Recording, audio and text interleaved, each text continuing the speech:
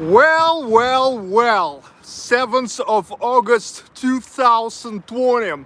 My name is Sergey Baklikov and this is another live stream here on my channel. And this is the beginning of the already fourth rounds of my road trip.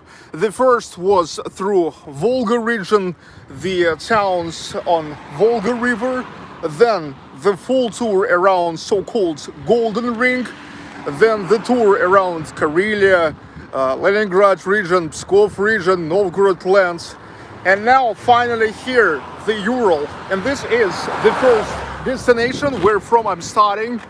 This is the town of Magnitogorsk.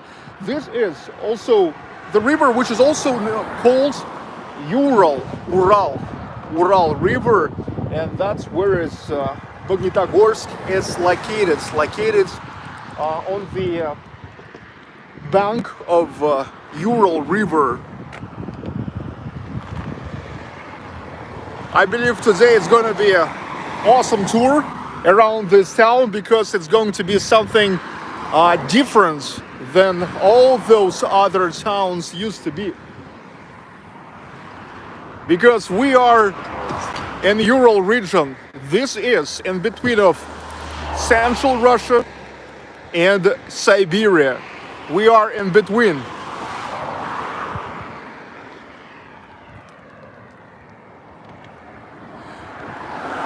I supposed to make this road trip with my family, but unfortunately Victoria felt herself bad today, and it was a pretty complicated decision, unfortunately, to leave her at home.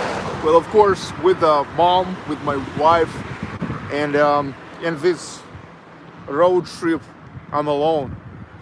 Well, it's not that I'm alone, though. I'm with you. Thank you for joining. Keep joining this live stream, dudes. And one more thing about this place. Look, this bridge, it is considered as the border between Europe and Asia. And there even have to be an obelisk telling that's Europe, there's Asia. So actually now when I'm going through this bridge, I'm on the border of it. On the border of Europe and Asia.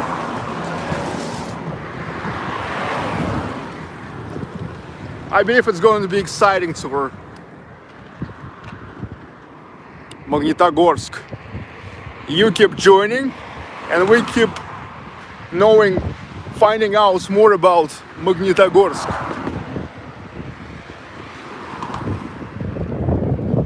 Magnitogorsk, the metallurgical capital and the steel heart of Russia.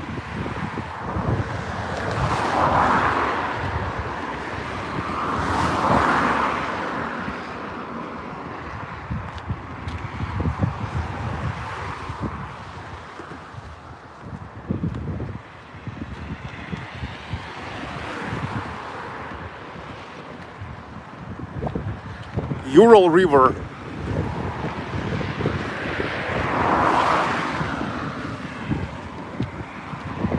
Magnitogorsk. Oh, here it is. You see what I'm telling you? I'm in the middle of the bridge, and here in the middle of the bridge we can see that there's already Asia begins, Europe is over. So I now actually go from Asia to Europe.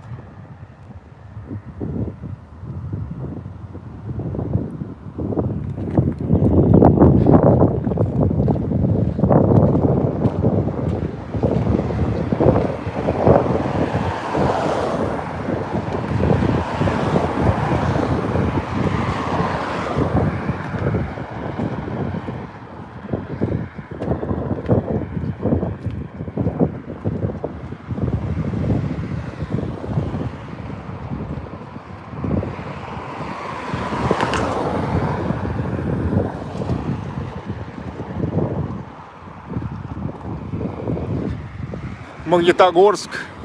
It's a giant. It's a giant. Industrial giant.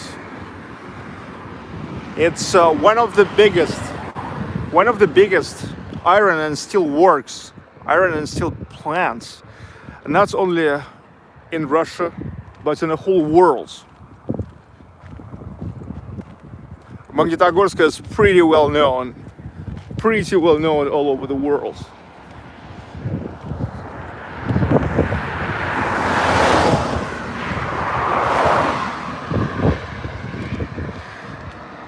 This is 400 kilometers from the city of Ufa, from where I have started.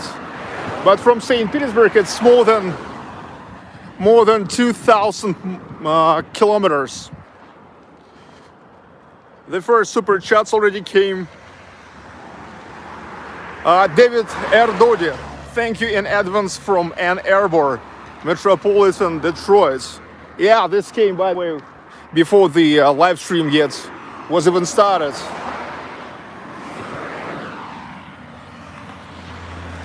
And JJNS, love the history, man. History geek here, pretty good. I'm also the history geek, architecture geek, culture geek. Look, here is such a sidewalk. And the trees leaning out the way. It's not comfortable to walk.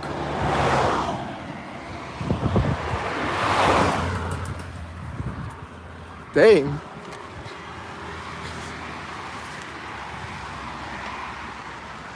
But come on. This is Ural. This is Ural. That is the region where people are not looking for an easy ways.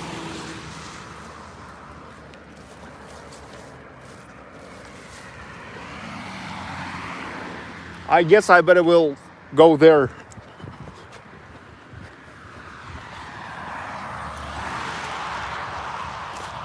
This is a tram rails. The tram pretty good developed here.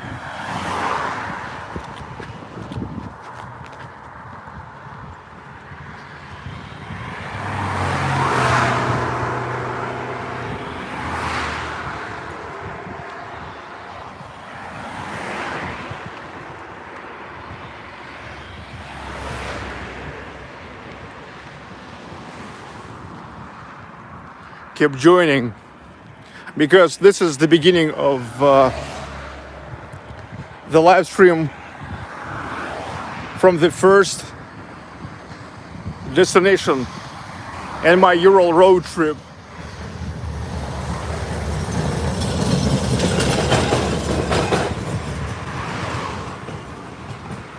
The trams of Magnitogorsk.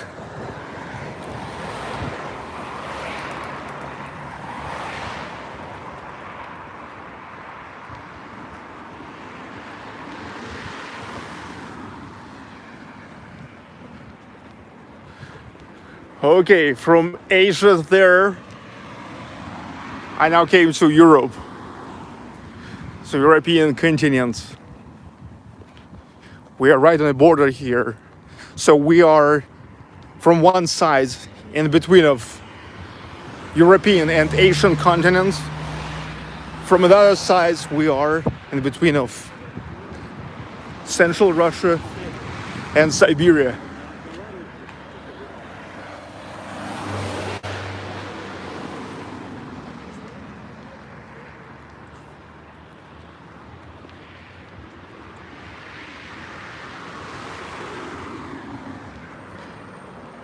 And there one more obelisk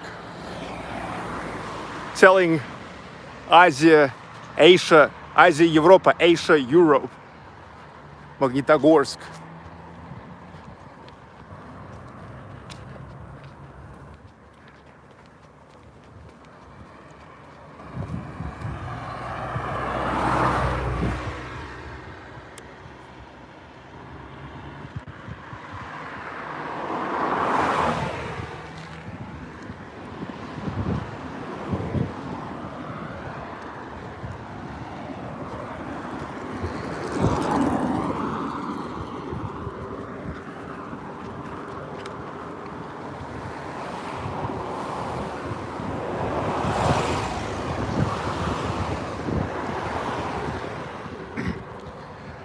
Stalinist architecture, Stalinist residential buildings.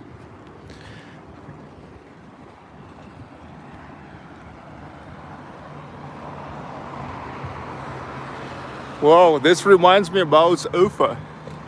There in Ufa also two buildings like this, 8-storied buildings. Wow.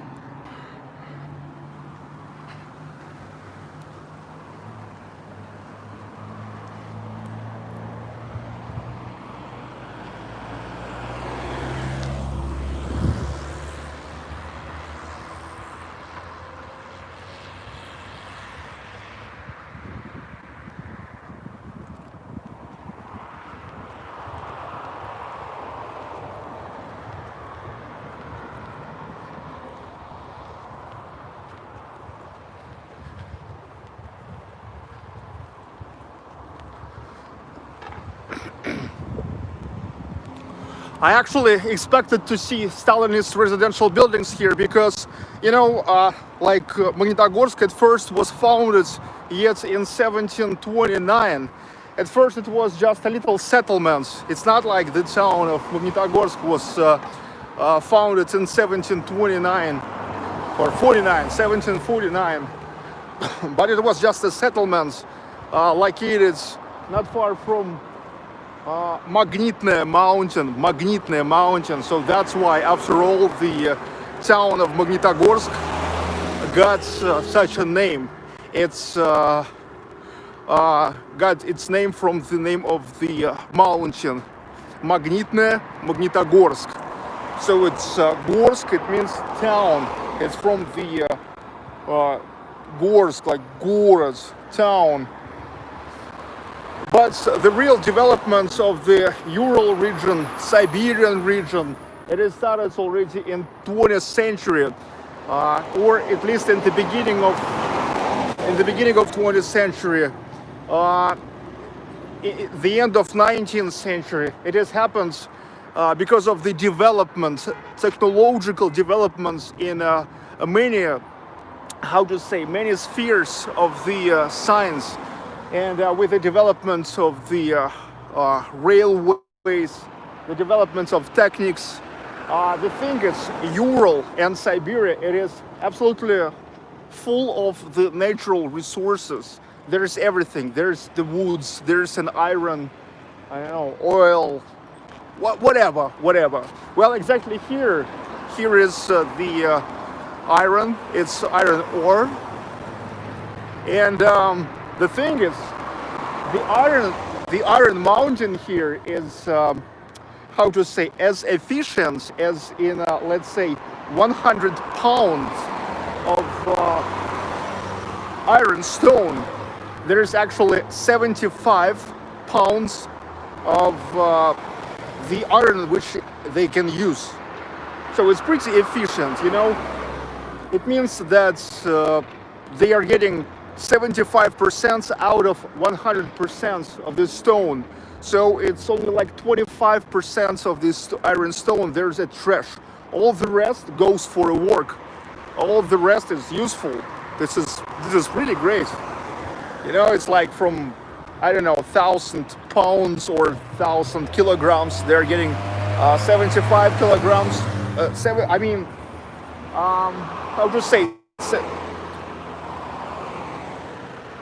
From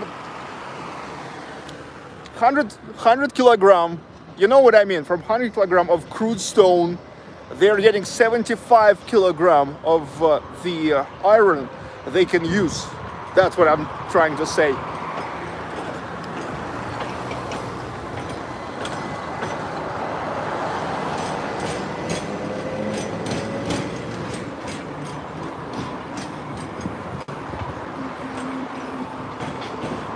Stalinist residential architecture.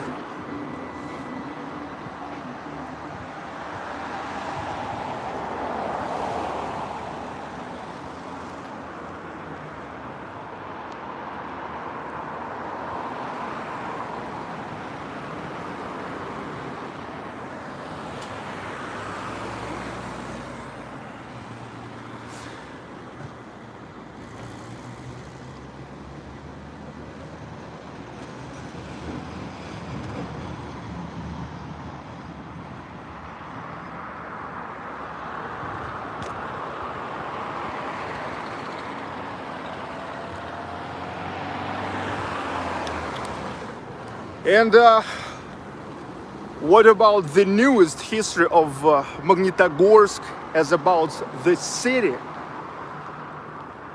It turned to be the city in 1929 because back then the Russian Empire was already the Soviet Union, and Soviet Union developed pretty much. And the Soviet Union needs a lot of iron. So that's why they started making the iron and steel works here, iron and steel plant, which is still now one of the biggest. Also one big in Novokuznetsk. That's already in Siberia. And thousands and thousands of people were coming here to develop it. And not only Russians, not only Soviet people, but also a lot of foreigners, including the specialists from Europe, from the United States, like for example, from Gary, Indiana, the specialist from there who also already had the experience of making the iron and steel works. The town started to develop pretty much. And the volume of the production was increased even more because of World War II. Because again, for a war, they were needs more and more steel, and so more people were coming and worked even more for the factory, for iron and steel works. It is called Magnitogorsk Metallurgical Combinat. Well, I know that you call it iron and steel works. By the way, we can make a quick look at the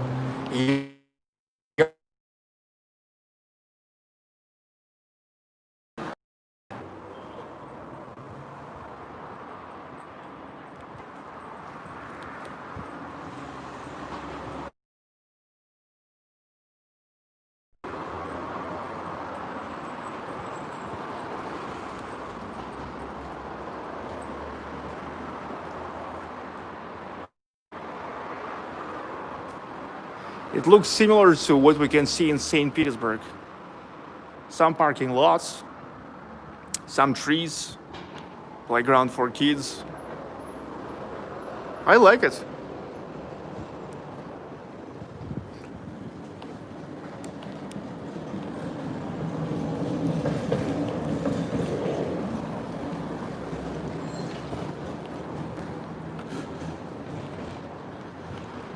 The World War II increased the population of the city pretty much, because look, one more thing I forgot to tell you, that not only more people started to work on the Magnitogorsk iron and steel plants, but about 30 other factories, enterprises, they were moved here because it was the rear, so-called rear. It was far from front, and it was more safe here. And just all the factories, all the equipment, it was moved here together with the workers. You know, there is the statistics that every second tank and every third shell was made of the steel from Magnitogorsk. They were making the steel for tanks. They were making the steel for shells, for bullets. Actually, they were not making the tanks themselves, but they were making the, how to say, the steel for it, the bulletproof.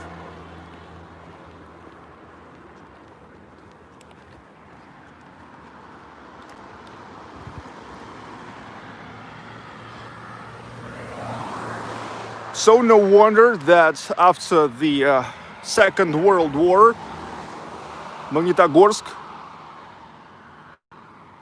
kept developing, and that was, as we all know, the period of Stalinist architecture, so-called Stalinist architecture.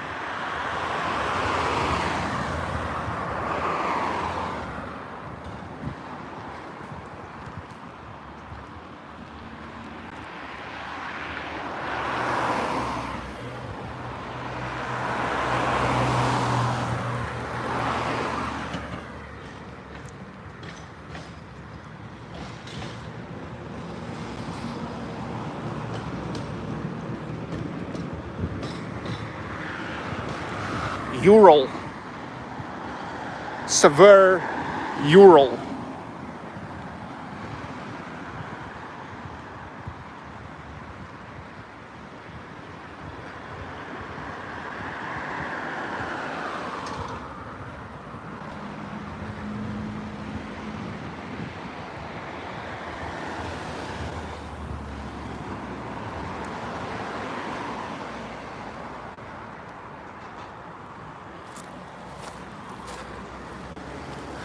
Now in Magnitogorsk, living more than 400,000 residents.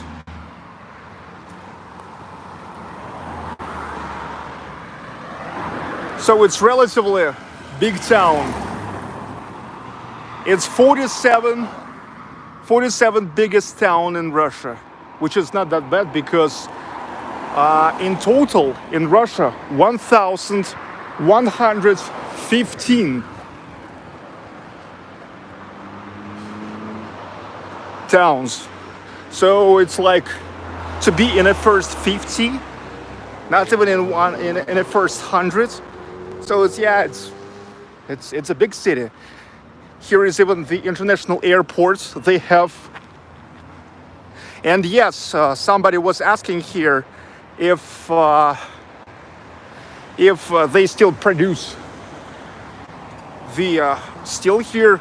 Yes, they still produce it, and they never stopped. Actually, this is kind of rich city. They are producing a lot of steel, iron that they supply not only all around Russia, but all over the world. They are bringing a lot of money to Russian economy. And by the way, that's why here, sport number one here is an ice hockey. And here is the hockey team, which is called Metallurgic. It's metallurgist in Russian language, Metallurg. And Metallurg Magnitogorsk, this is like already from 1990s. This is one of the best hockey teams in Russia, professional hockey teams. They were the champions of Russian Hockey League and playoffs already for so many times that I can't even name the exact number of their wins in a Russian professional, I mean the highest league. Yes, KHL, but the thing is, there was different times when KHL was known as like Super League and like Russian Hockey League, like RHL. And look, that's because why I'm talking about it, why they are so great, because this city and exactly the iron and steel works, they have money, and the team is completely sponsored with this, and they have lots of money to pay like for the best hockey players. Here is the monument, Slava строителям Magnitki, the glory to the constructors of Magnitka. Magnitka, it's like, how to say, like a short, simple form, like maybe even a little bit cute form to say Magnitogorsk, Magnitka. And look, here is the monument to the tent, just a usual tent. This is the tent. Yes, that's how everything was starting. People were coming People were coming here, and here was nothing at all. Okay, here was nothing at all. They were starting with just the tents. They were coming here. They were installing the tents and started to work. And look what they did. A huge, pretty developed town. 400,000 residents, supplying the steel all over Russia and all over the world. They also have here an international airport, international. So people here work, make money. But yeah, like I also, however, can't hide the fact that because of all of those plants, the ecological situation here is not so good. But you know, you can do nothing with this. I mean, all over the world, the productions like this, they are not that good from the ecological points of view. And here, actually, by the idea of the sculptor who created this monument, there had to be the view to the factory. Well, now the trees, and we can't see the factory, but I guess you've got an idea, okay?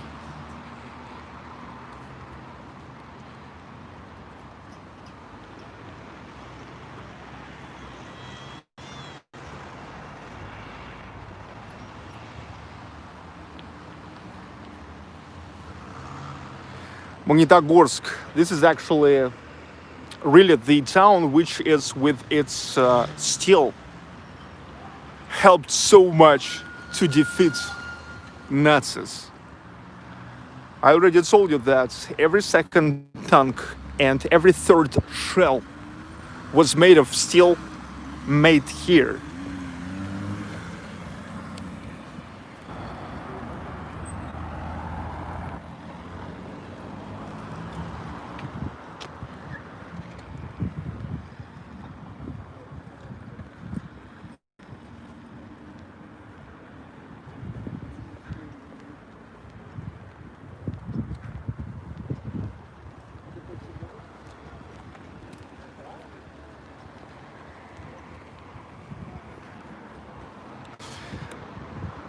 Here is a little gap between the trees, and we can see only a little part of a huge iron and steel works, iron and steel plant.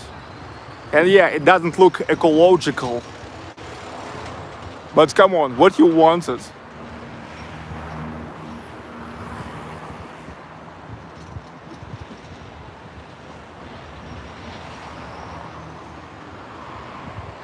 So as I told you, normally this tent, from this tent you can see the plant, iron and steel works. Those who just joined and not sure what does it mean, Slava. Slava is glory. Glory to the constructors of Magnitka. Magnitka, it's a simple form of Magnitogorsk.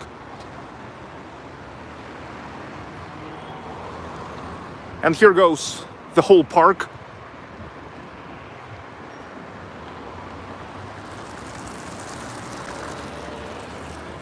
Dedicated to the veterans.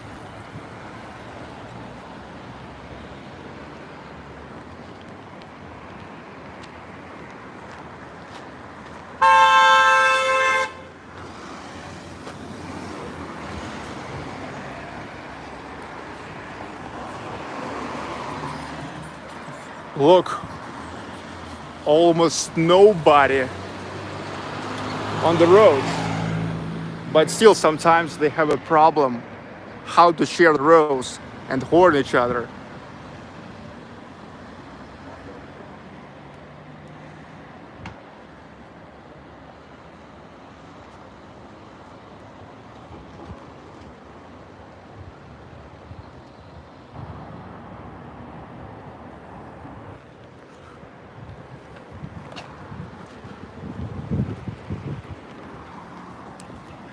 I see that in many places, even no traffic lights, just zebra.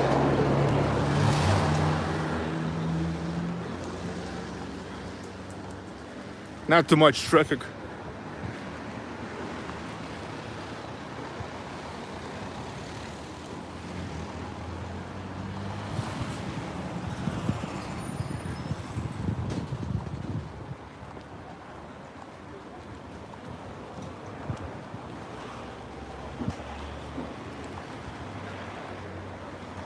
I can see here is an old school, really old school market with a grannies selling their own stuff.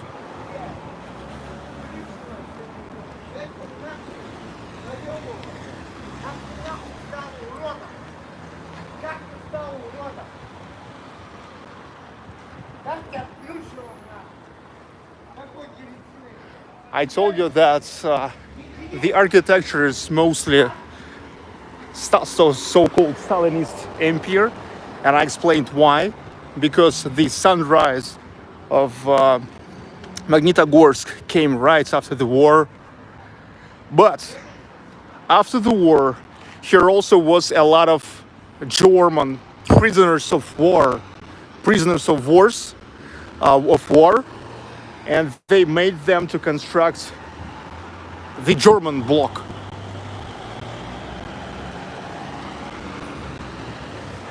I mean, with more like a German architecture. And now I will try to find this. I guess I found it.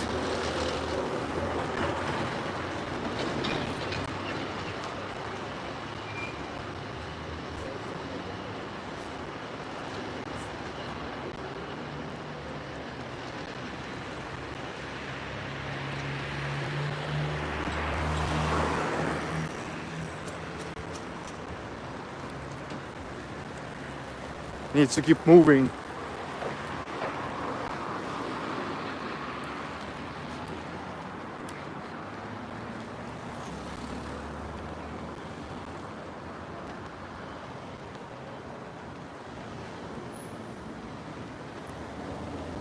Magnitogorsk, Ural, Ural.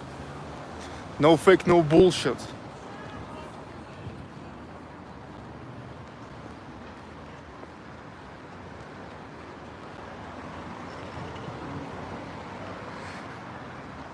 So you wanted not a touristy attractions,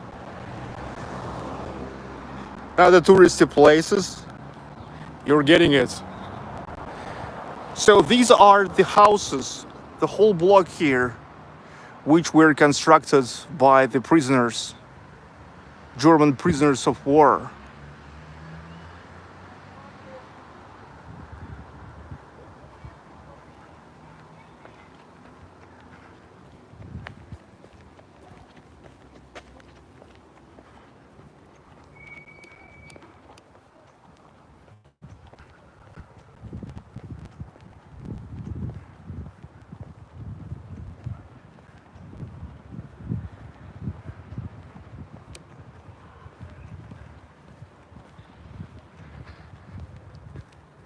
It seems to me really the architecture like kind of Exonian houses.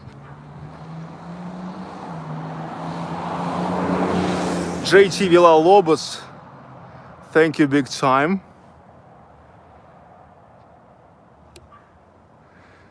Thank you for super chat message. Those there wasn't the message.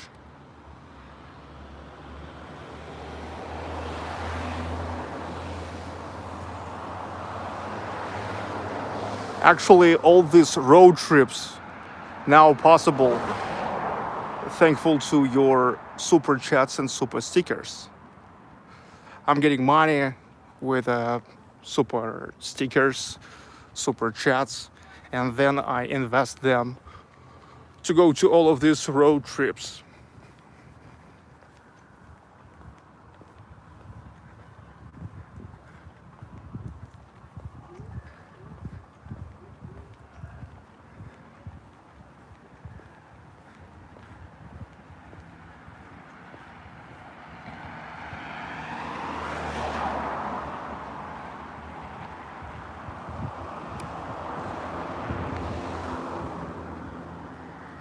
And here it's like the whole block like this.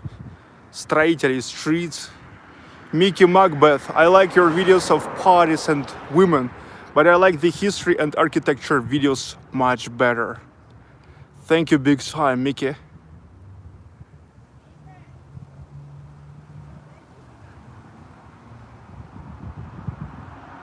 That's interesting. Actually, this is for the first time I see this kind of architecture in Russia. Because, you know, for me, this is also the first visit to Magnitogorsk. And I like it that actually we are opening all of these destinations together. It's new not only for you, but for me as well.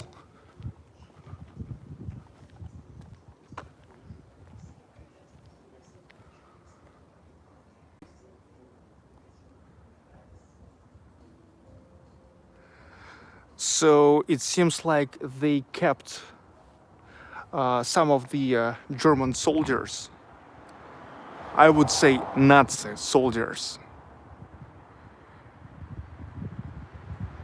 and made them to construct, to help to recover the Soviet Union. They used their labor, I guess, for free.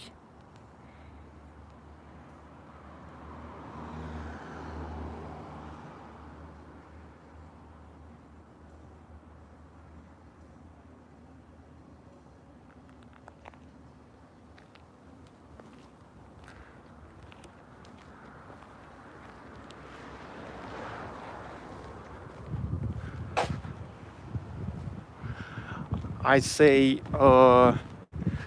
Nazi soldier, not the German, because I know back then there was a lot of normal Germans who never loved it, who never loved the politics and the ideas of Hitler and fascism, Nazism, and who actually was helping a lot to Soviet people.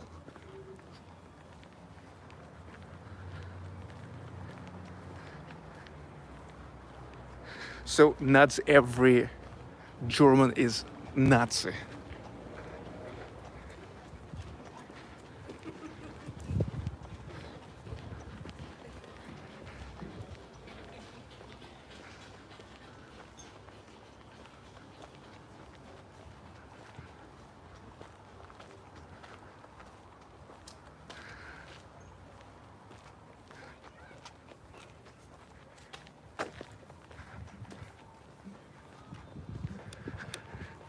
Pretty quiet, and the green yard, which is pretty good.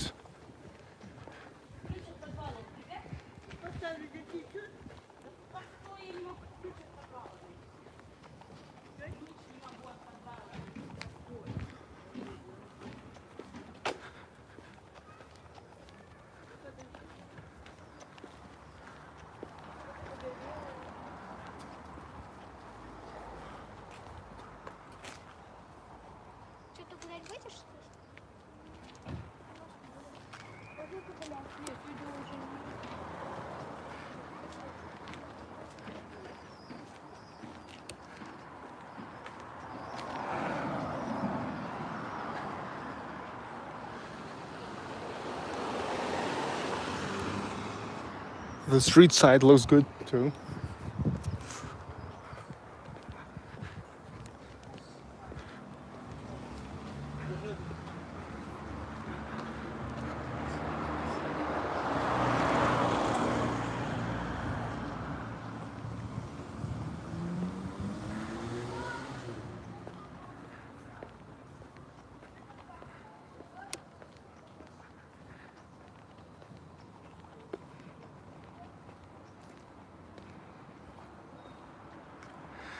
Fred Thorne, this is excellent. The real deal. History comes alive. Thank you.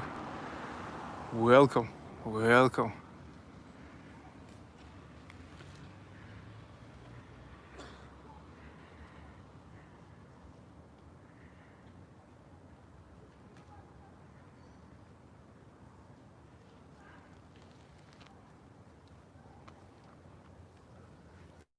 Gavin, thank you for joining memberships.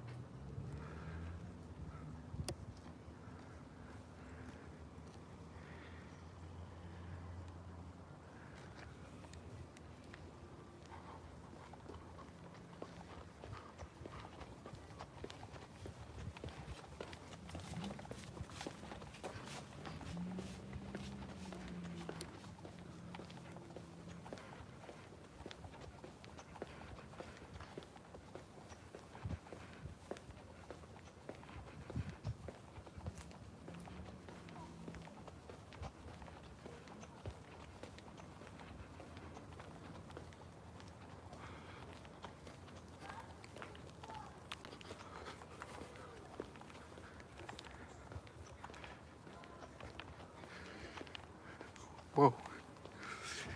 Dudes, this is Sergey Baklikov. I continue my live stream. Those who just joined, let me tell you that this is the new round of my road trip 2020. This is the Ural trip. And here is the first destination from Ufa. I drove today 400 kilometers and I came to Magnitogorsk. Magnitogorsk, which is the steel, hearts and metallurgical capital of Russia, because here is one of the biggest iron and steel works, iron and steel plants, not only in Russia but in the whole world. The people came here in 1929 when the Russian Empire turned to USSR. The Soviet Union started to develop everything. They were needs a lot of steel, and they knew that actually it was already known that here is Magnitne mountain, where from like 100 kilogram of the stone, you can get 75 kilogram of useful iron. And so here came the people who started to develop the whole city, the plants, not only the Soviet people, but the people from all over the world, including the Europeans, Americans, especially Americans, I would say, the guys from, let's say, Gary, Indiana, because I guess you know that there also a huge iron and steel works. So the guys had an experience and also was helping like the Soviet people to project the plants and to make it work. They started to develop it as much as it was possible. Then came the Second World War, and the meaning of Magnitogorsk even grown up, because you know this Magnitogorsk, the city located in the middle of the central Russia and Siberia, so it was very far from the fronts where the battles were. So not only more people came here to produce the steel for the needs of war, but also here was moved a lot of other more than 30 enterprises and fabrics, and people all together with the workers. And that's how Magnitogorsk were developing pretty much. And now here lives 400,000 people. It's 47th biggest city, town. I don't know, maybe it's city already, we can say. Okay, city, town of Russia. And this is not good, not bad. Because, as I told you already today, in Russia, 1,115 towns. So to be like in a top 50, that's good. That's good.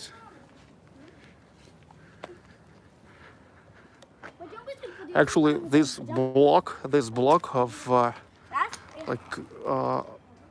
residential building constructed by the prisoners of war keep going. and I keep walking.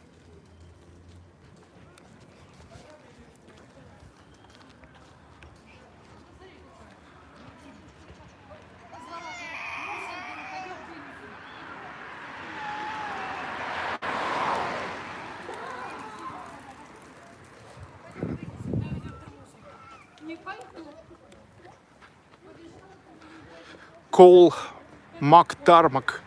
This is a great tour and a wonderful city. It reminds me of Ostrava in the Czech Republic. Keep up the great work.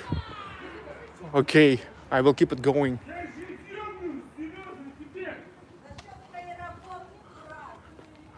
Whoa. Whoa. Whoa, the family scene. The woman tells him, go for a walk. Go for a work. And he's saying, what a work? What are you talking about? Whoa. Probably he's not going at work. He's not going at work. And the woman, his woman is not getting the money. And it makes her crazy.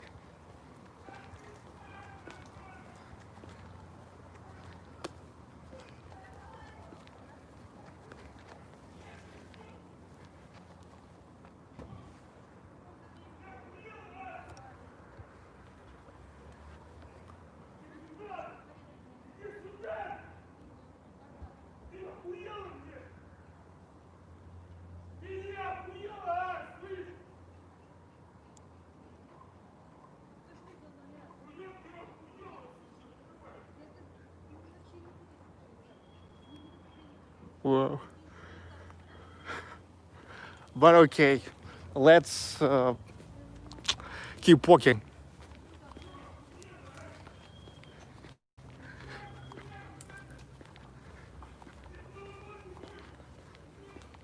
But I still can hear them even here. Whoa.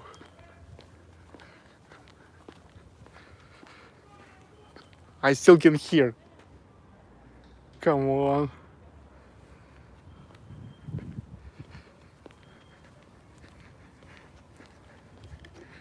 Yeah, but it seems like he just don't want to work or something.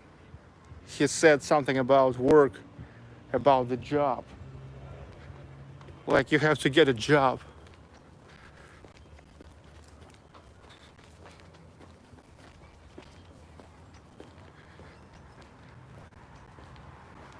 I think that you definitely can get a job in Magnitogorsk.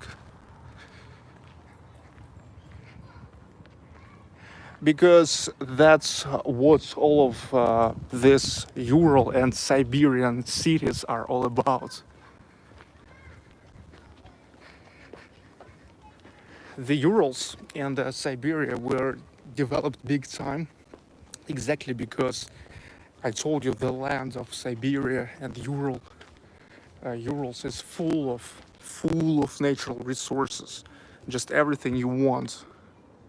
For example, here it is an iron, somewhere it is the woods, somewhere it is diamonds.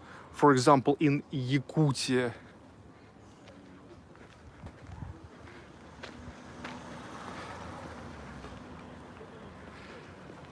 Mickey Macbeth. No need to comment on this, Sergey, but many people believe that World War II was started to stop Soviet expansion by the US to protect economic expansion.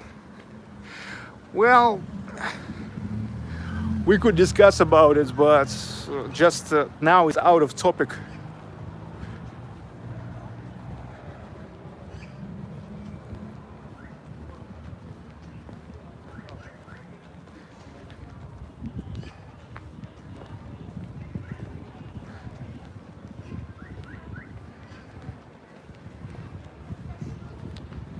I see many of you now asking where is the people, but probably now I was walking something like inside of some kind of sleeping districts, even though this is the center, okay? But maybe here they have something like more like the public center where all the people are hanging out, and maybe that's where all the people, I don't know.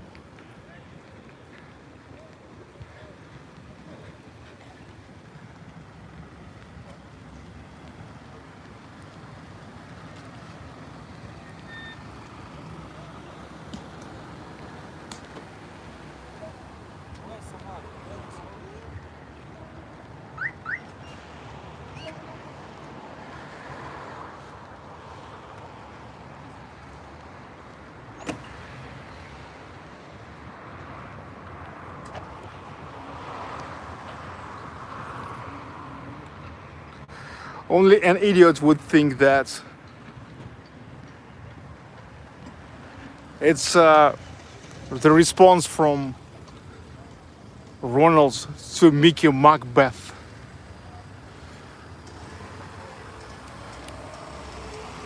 So it used to be something cultural, I see. Here I see also 1950s typical architecture. Maybe it was movie theater.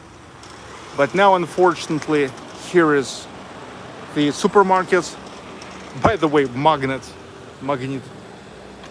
And there is also phone booth. Yes, it's somebody tells me that, not somebody, but Timofey tells me this is a former movie theater. Yes, it looks similar to Motherland movie theater in Ufa. And now here is just a supermarket and phone bets. That's where you can make the sport bets.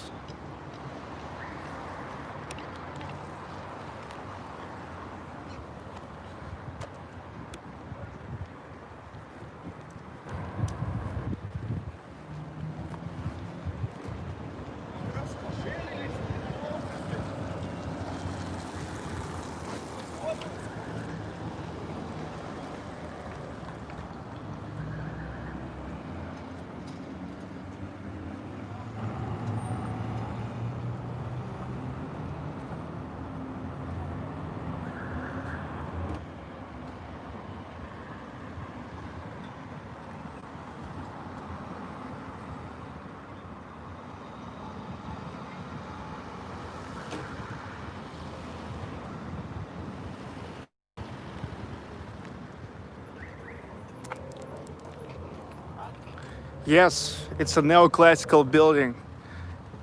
You see, you guys already knows what it is all about.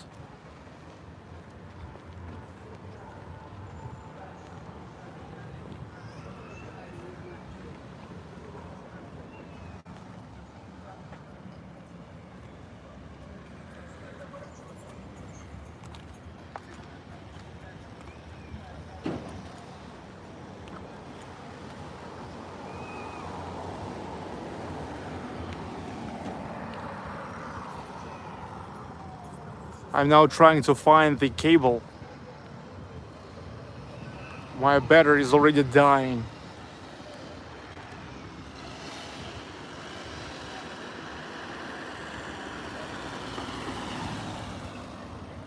I love Soviet architecture. Alicia Smith.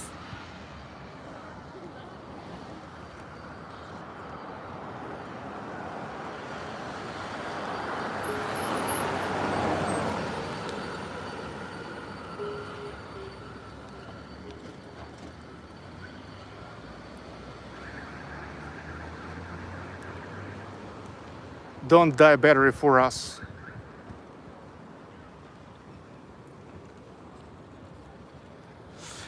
Any museums or churches around? Yes, there is the church, which is called the Assumption Church, and I want to get there. I want to get there now. But not only.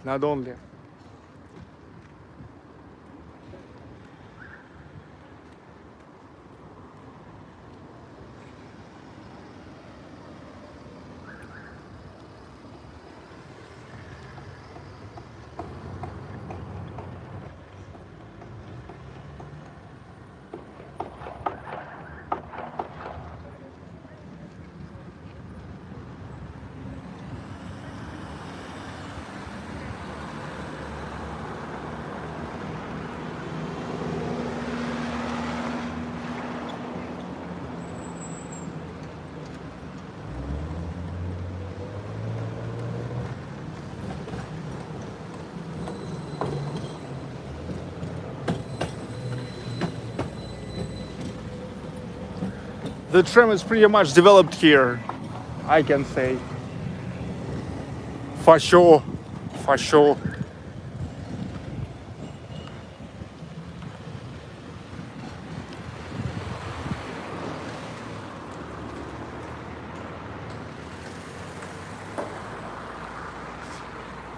find the rear front memorial. Yeah, I actually go there now because this is pretty significant memorial, and there's a huge history staying under it.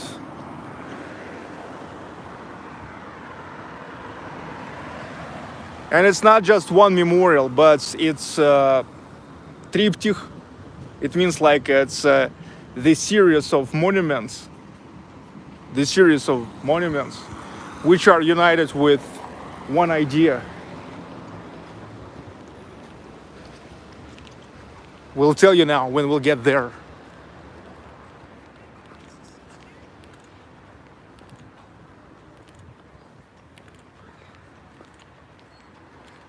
Neoclassical architecture.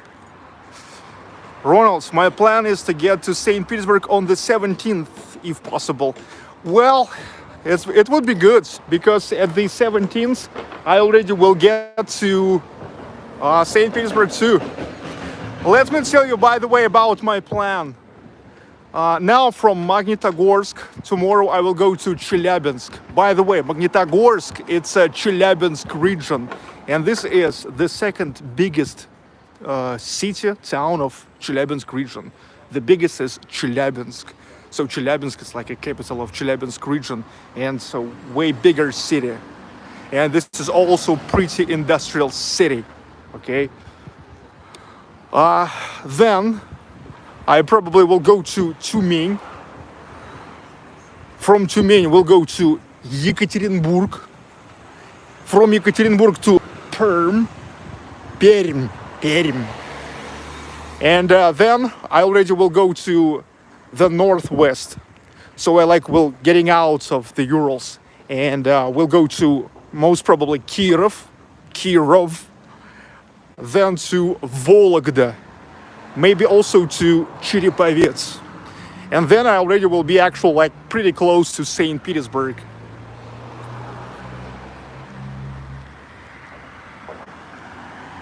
I'm telling you.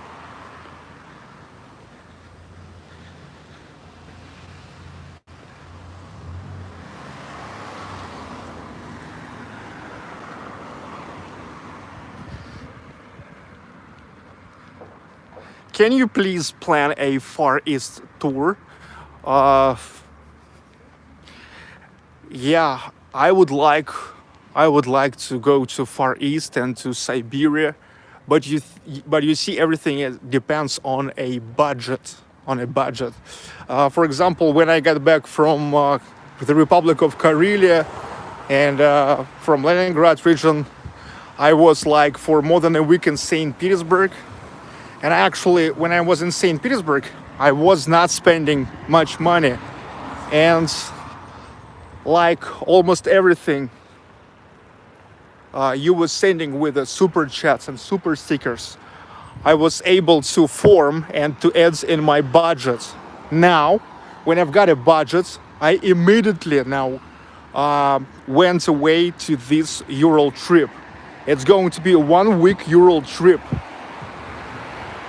And even though I'm trying to be super efficient, kind of cheapskate, like Ronald taught me.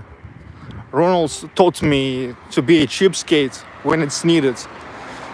Anyway, in average, I'm spending at least $200 per day, because I rent the car, I pay for the petrol, I pay for a hotel, I pay for food.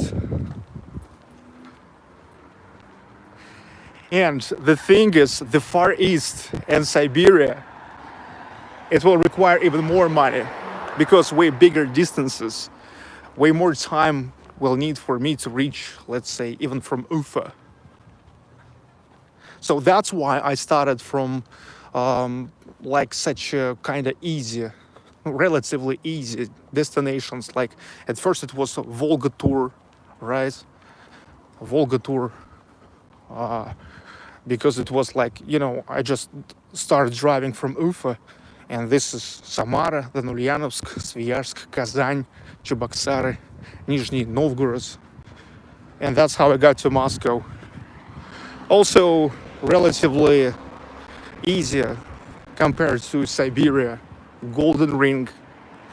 You know, you just go like around Moscow.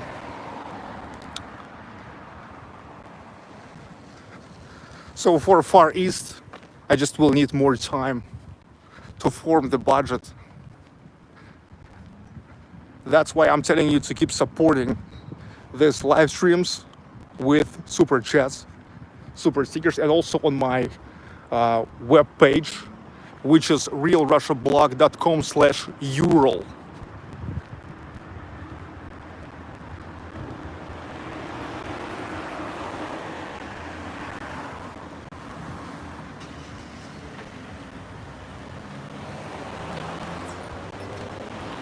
Okay, now it seems like I came to the park, which is called the Park of Metallurgists.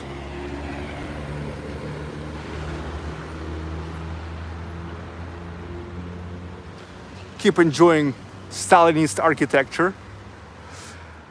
Let me tell you once again, I actually telling about this all the time, but maybe like many new people are coming, and I just want to say that you can have different relationship to Stalin himself, but it actually has nothing in common with an architecture. This is just like a kind of formal name of the architecture, because it was just developed mostly in the years of Stalin, in the end of 1940s, beginning of 1950s.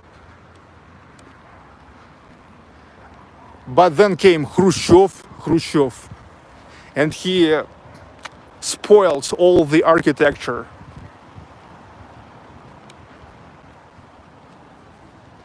Because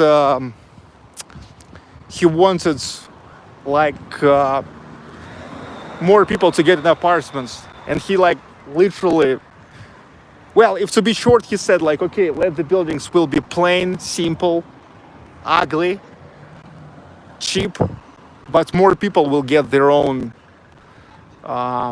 apartments.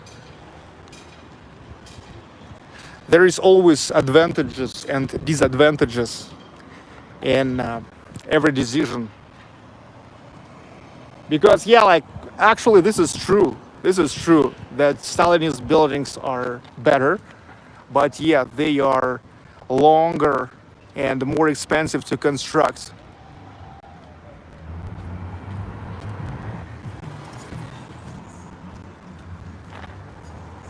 And yes, like Khrushchev had his reason too. Like really, so many people got their apartments. Yeah, maybe small. Some of them without hot water. They used the boilers, but they got it. It was their own apartments.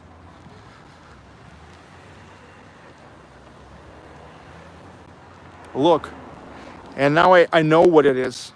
I read about it today. The alley of happiness. The alley in a park of metallurgists. You walk, and here is many statues.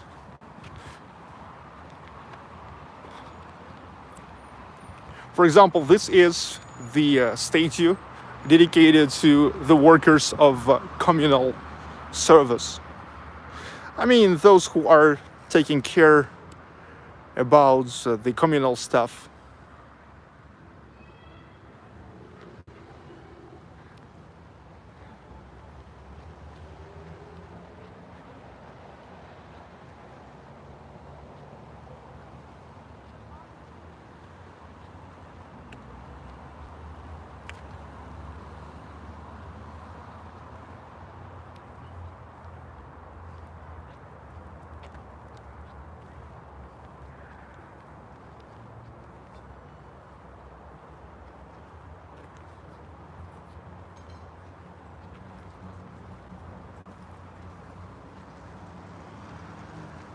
What camera you're using?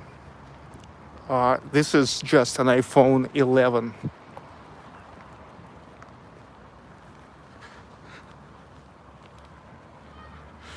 And for internet, I just use my SIM card, LTE internet.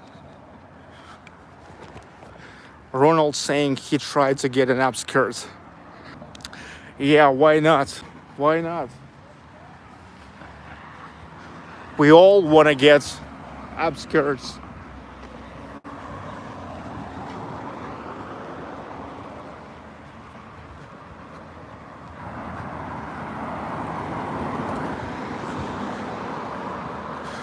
For example, when recently I came to Ufa and finally saw my wife, where first of all you think I wanted to get? And actually I did that.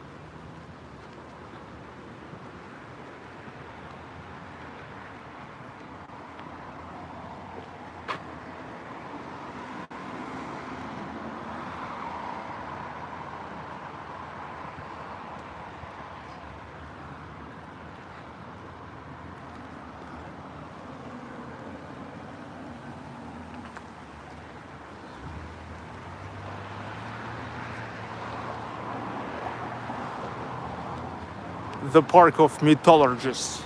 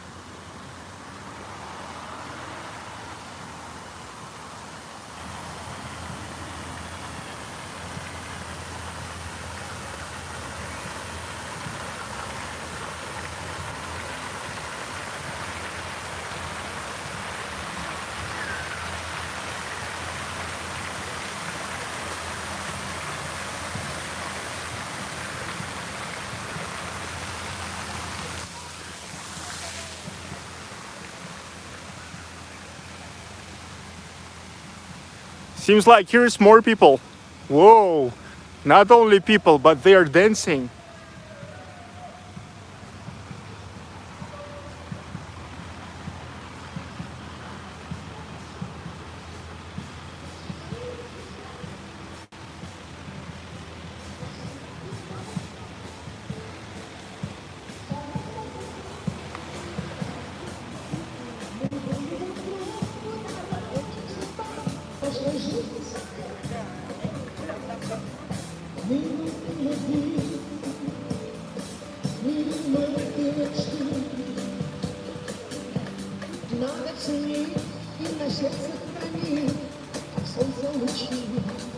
Whoa, such an old school.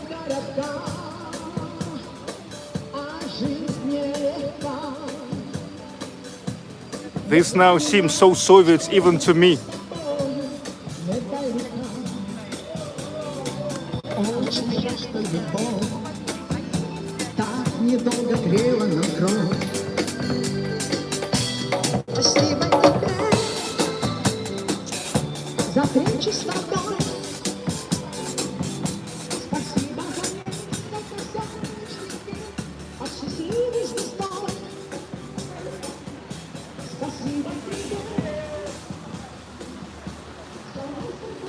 The real old school, wow. I'm telling you, this seems pretty Soviet even to me.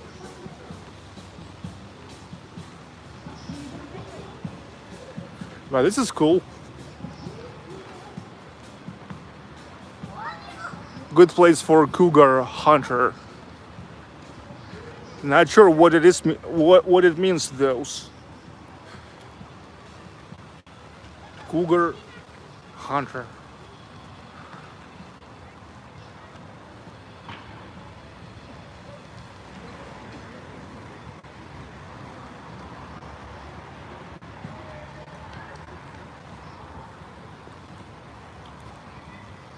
That was a real 60 plus discotheque. And it's live discotheque. You see there's the women singing and the guy playing drums.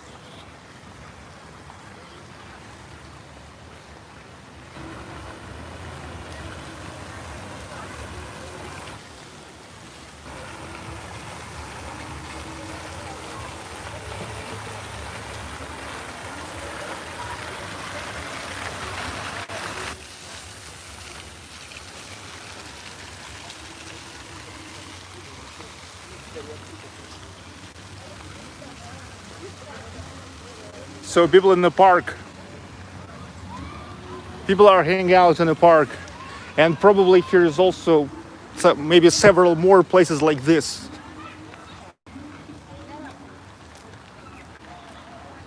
Where people are hanging out.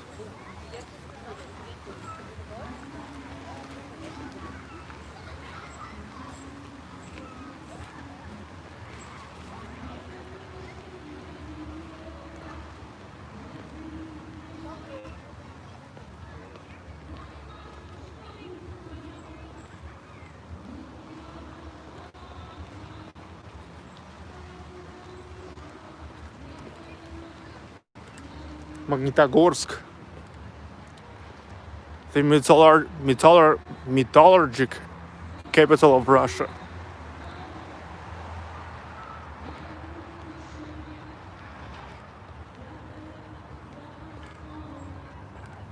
Just walking life, non-stop, no fake, no bullshit.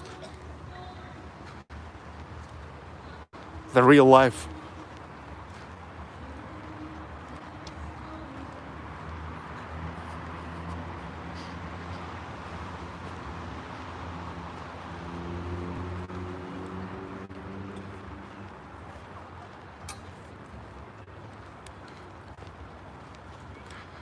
The only place with flowers? Well, this is a park.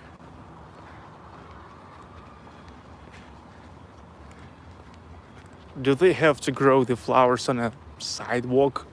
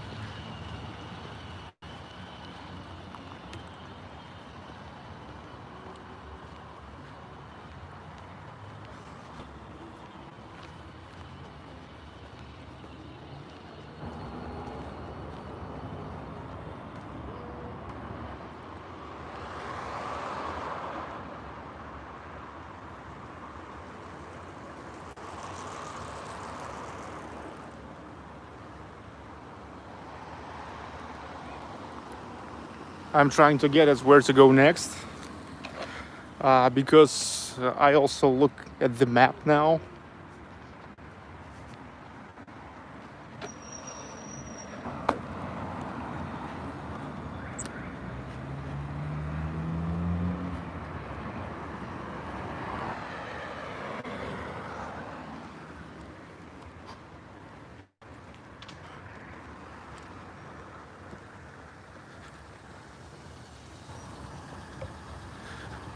Dudes, I just realized, you know what? I just also realized that today it's a Friday. Friday, come on. So that's the reason why not many people. People just went away to their summer houses, to their dachas. Okay?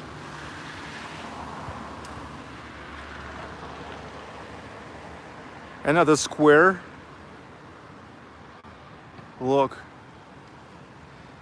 there is the construction for flowers, which looks like the heart, fountains, and there's the monument to Demidov. That used to be one of the biggest metallurgy, how to say, merchants in Russian Empire.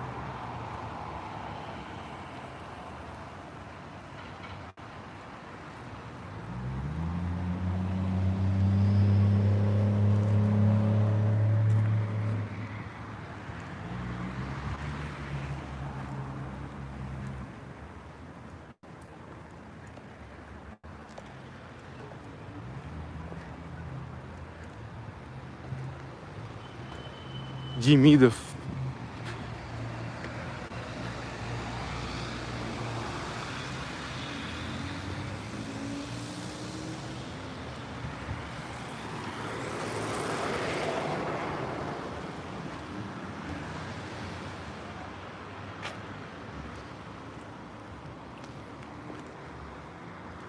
I actually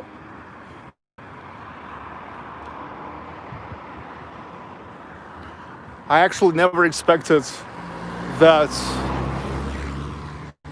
here is so much of this Stalinist architecture in Magnitogorsk. Wow. They really preserve.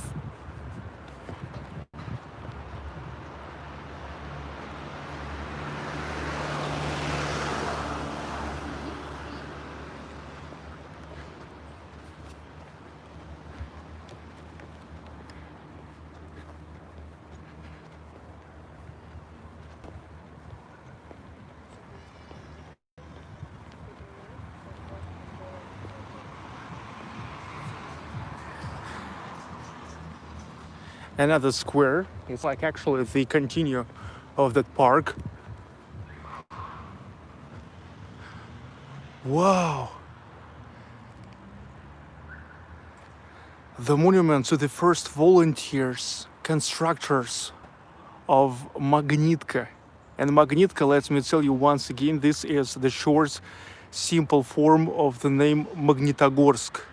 Magnitogorsk, or simply Magnitka.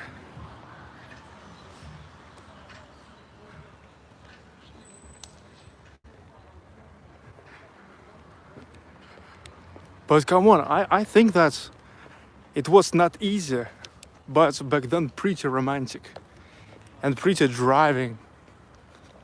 Look, really, there was the time. People came here. Here was nothing. But now this is kind of big town, 400,000 residents, and one of the biggest iron and steel plants in the world.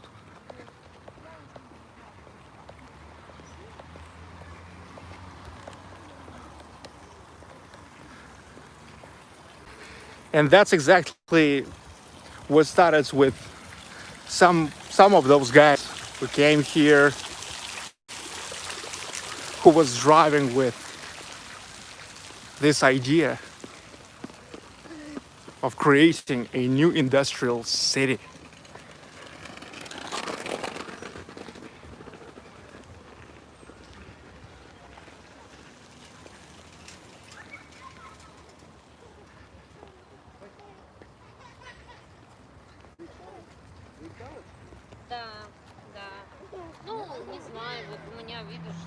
People definitely love to hang out in parks, as you guys noticing. Because actually, many people here have not an easy jobs. Because come on, this kind of job is not easy. Not easy at all. And by the way, I forgot to tell you that Magnitogorsk Iron and Steel Works, the factory, they are sometimes making the tours, and you go there, and you can see how they are making the steel. I never been, but I've heard from people that the image, I mean, to see the liquid iron, that's breathtaking. The liquid iron, which turns to be how to say, the hard steel. That's amazing.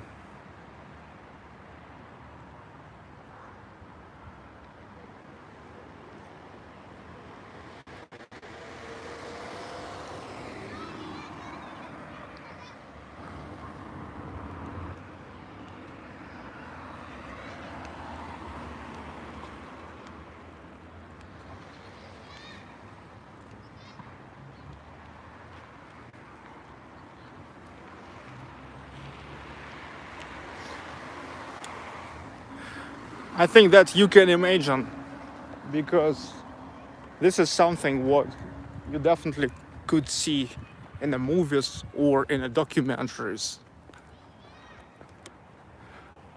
But I think it's a whole different thing. It's a whole new level. When you see this life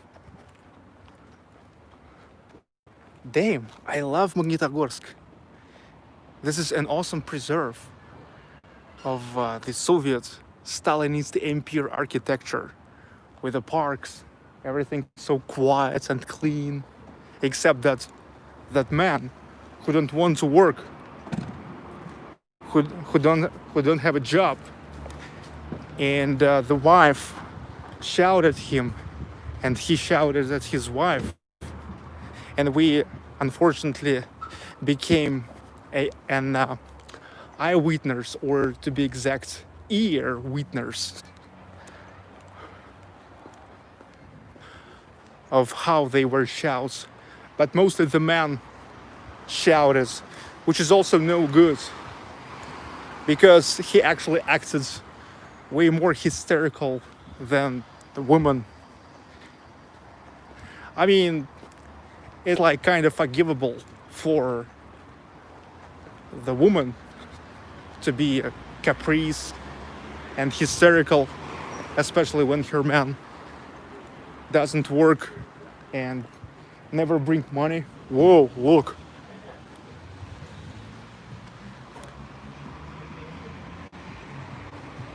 Martial arts.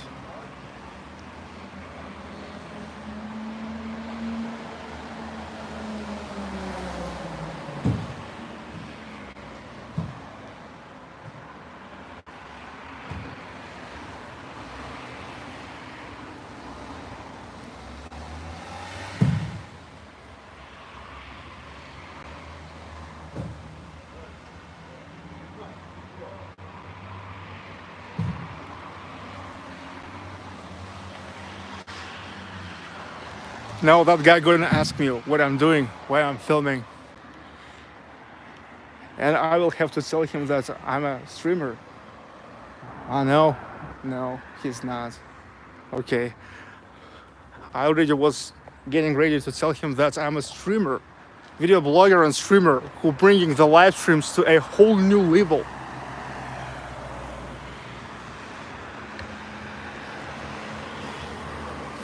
I wonder if you're forgetting this, that I'm a streamer who bringing the live streams to a whole new level. Are you forgetting about this or not?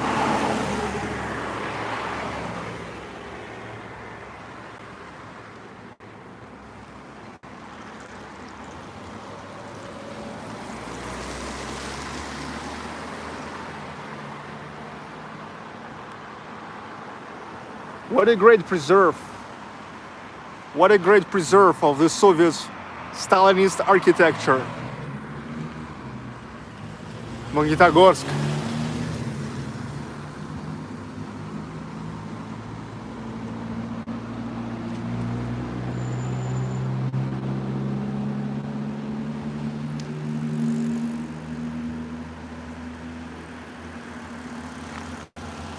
Awesome, awesome.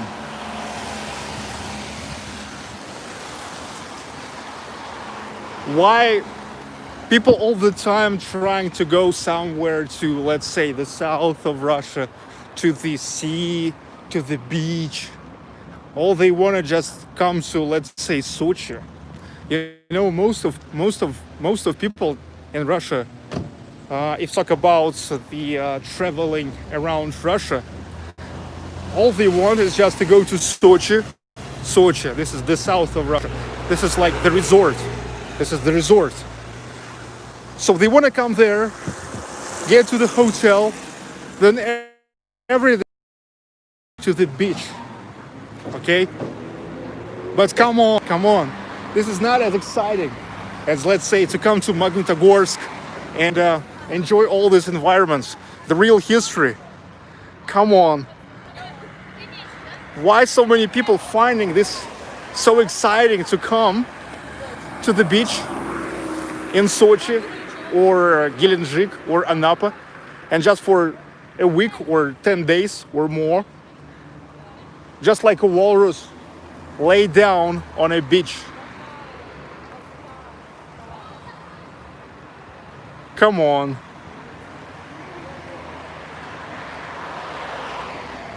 I think this year we had a way better journey, right? But imagine, dudes, imagine what would you love more if I would come to Sochi and to show you the beach, and that's it. Well, mostly the beach, and nothing changing too much. All the same stuff. I mean, it's good for the first time. Or when I'm showing you this, not a deadbeat places.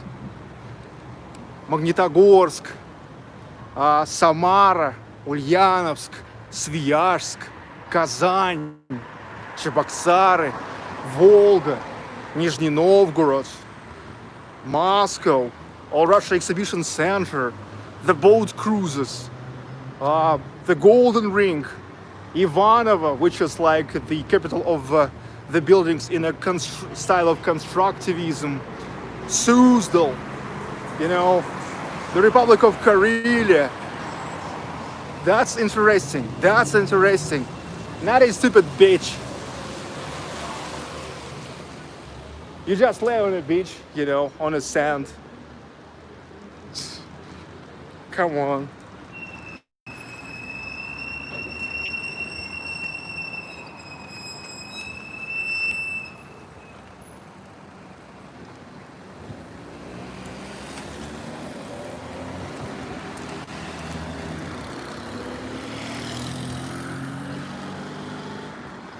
No, awesome, awesome. Look at this. Awesome. The real Soviet Union. The real Soviet Union. Almost untouched, except those, I don't know, bars or cafes or stores with their signs there. But in all the rest, this is the Soviet Union. Look, I'm telling you, look, for example, you look now, look. You see the scenery, except the cars, modern cars. I mean, the street itself looks exactly the same as it would be like, for example, now 1960s year. Nothing changed, nothing changed.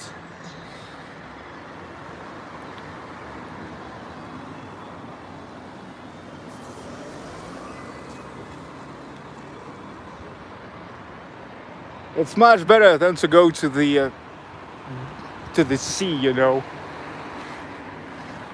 I know what I'm talking about. 2 years ago, I went to Turkey. I went to so-called 5 stars, 5+ ultra, all inclusive hotel. Damn. What a waste of time it was. It was nice first 2 days to go on a beach and the sea, but then it was so boring over and over again. But look here, Magnitogorsk.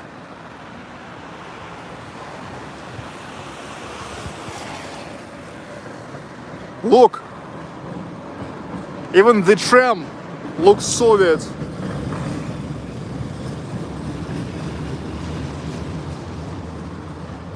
I love how everything well planned it was back in the Soviet days.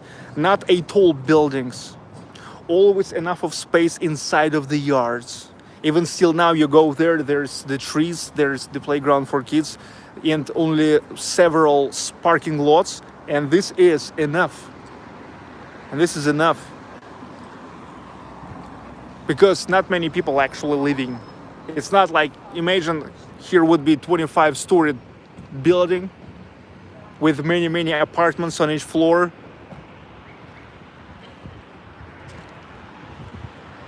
And look how everything well planned. I love it.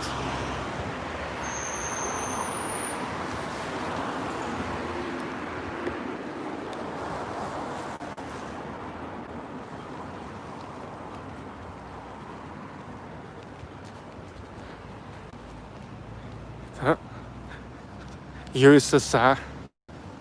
USSR.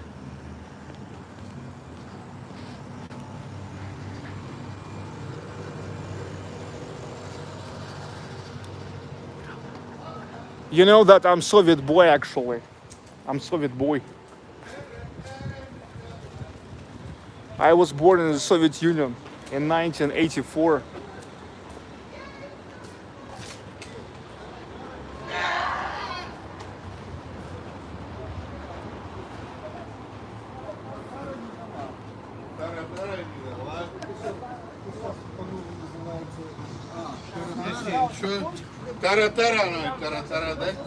It seems like here goes something like a birthday party or maybe a wedding, because weddings, they are making the weddings in Russia on Fridays and on Saturday.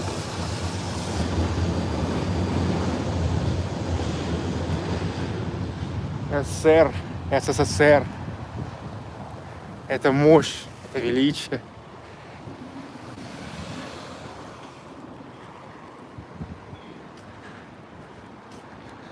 Ну, смотрите, шикарно же. Look how awesome. Шикарно. Смотрите.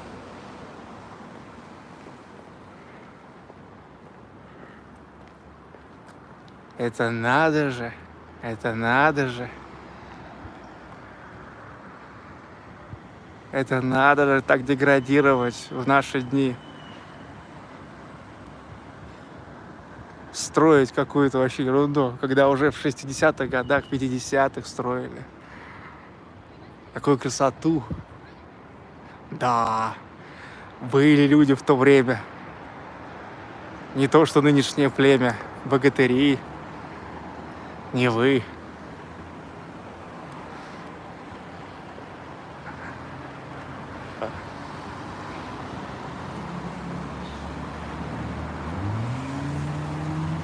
Прекрасно, прекрасно. Edward Turner, the massive USSR factory complexes with their intimidating, harsh, aging landscapes of steel, dirt, and machine would be a great sight to see from a suitable vantage point.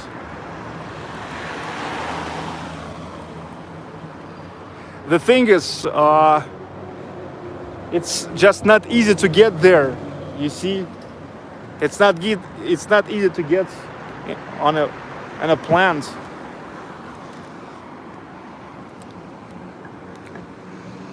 But one day I will negotiate it.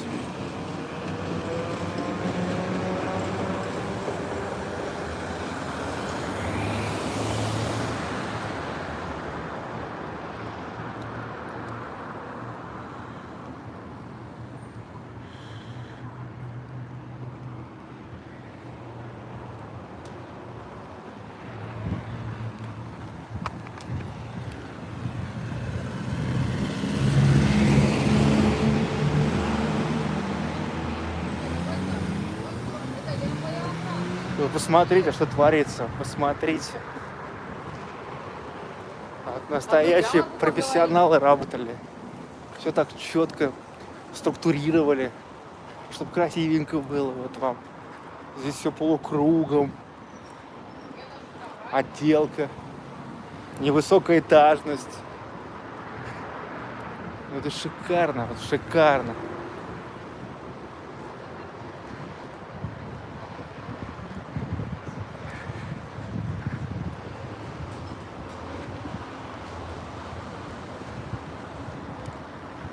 Wonderland. Wonderland.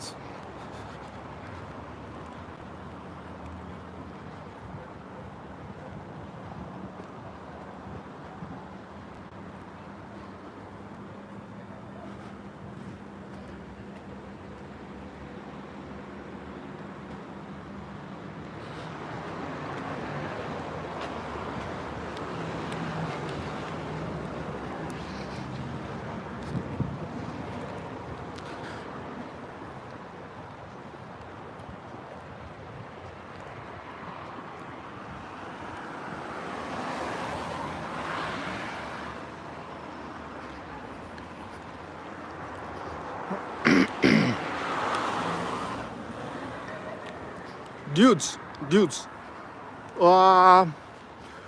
those who just joined, let me quickly to remind you that you're watching the first live stream from my Ural road trip, the road trip through the Ural region.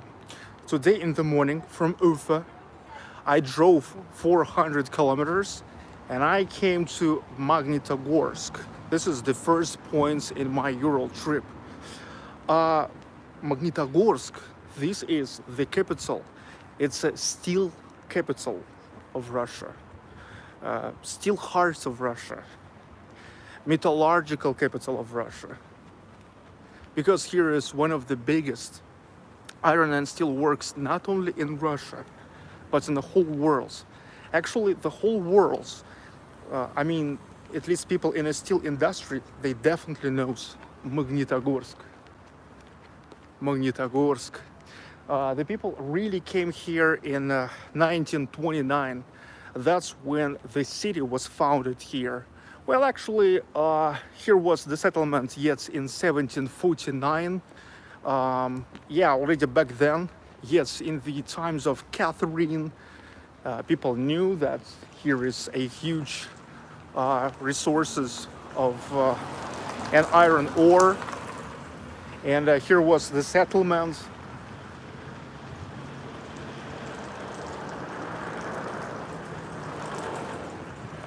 But back then there wasn't such a huge need. Russia wasn't needs as huge volume of the iron as to found the whole city here. But the Soviet Union was need that. So in 1929, here came the people and started to manage the city, residential areas, and of course the iron and steel works. Not only Russians, but foreigners, Europeans, Americans, the specialists in metallurgy. Let's say the guys from Gary, Indiana.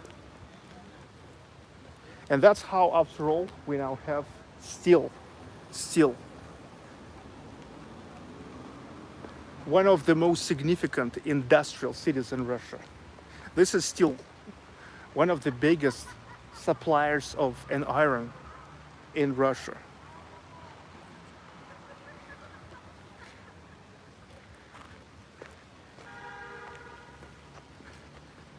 Another square. This is the square of Sergo Ordzhonikidze. He was one of those significant Soviet politicians.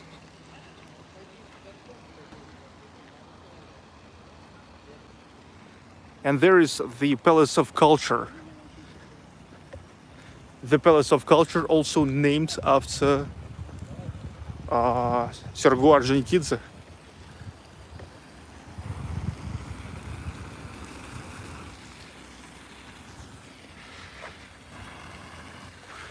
Damn. What a mistake I did. This is not Sergo Ordzhonikidze. This is Grigory Ordzhonikidze. Damn it. Mickey Macbeth. More for history and architecture. I can get girly pictures for free. Thank you. However, he is also just a significant party and a government activist. Also like Sergo Ordzhonikidze. Whoa.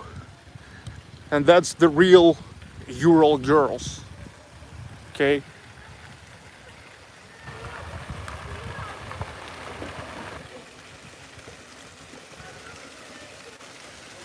I know. It's a boy. Girl and boy.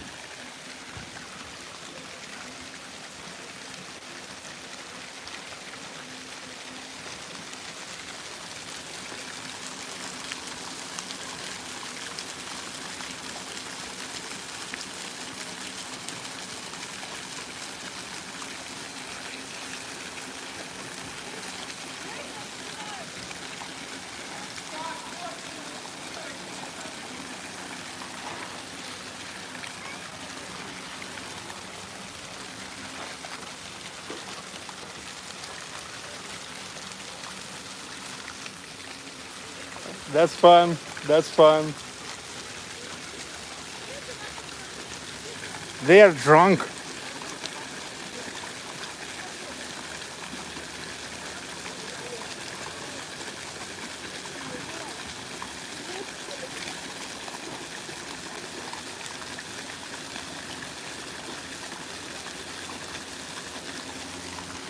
At first, I thought it's two girls, but it's a girl and a boy.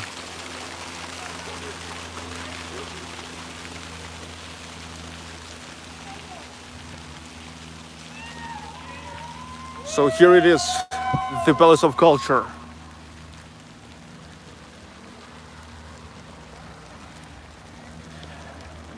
By the way, people in Magnitogorsk, they are pretty cultural. They have their own theater of opera and ballet. They have a puppet house. And they have drama theater.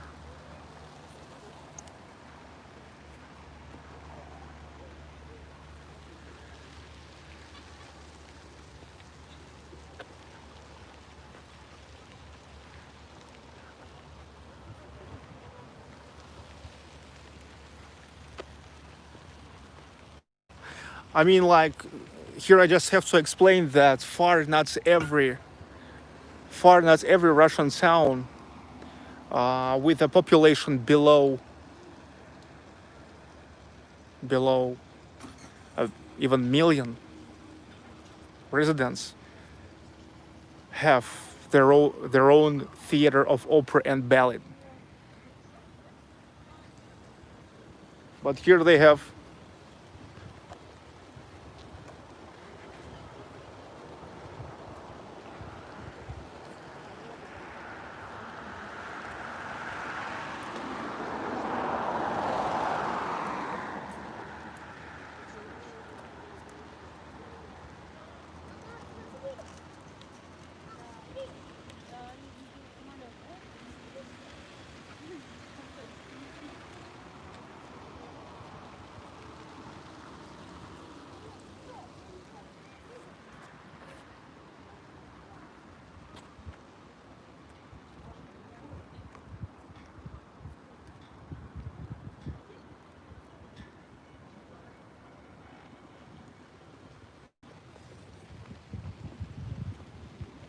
the Palace of Culture.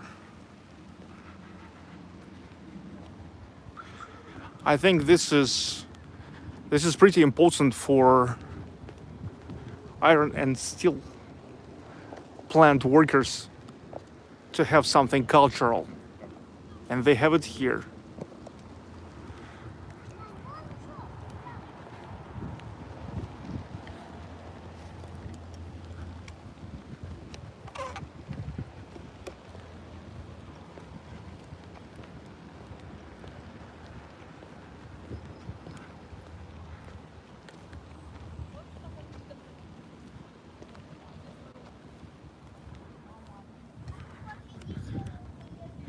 Извините, не подскажете, где здесь памятник от тыла к фронту, как пройти?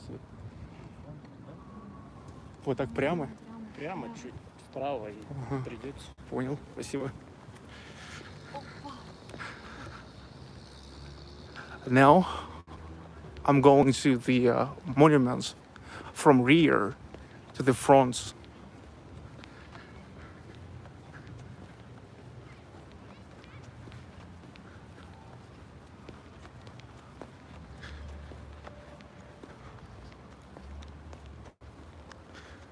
Magnitogorsk really played a huge role in World War II.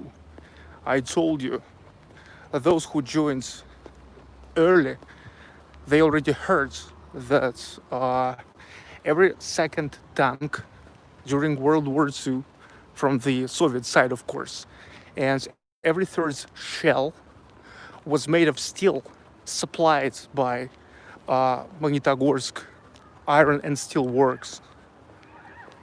Besides that, here was evacuated more than 30 enterprises and fabrics from other cities, because look, Magnitogorsk located in the Urals. It's pretty far from where the front was. It's just really far. It was really far for Nazis to come here.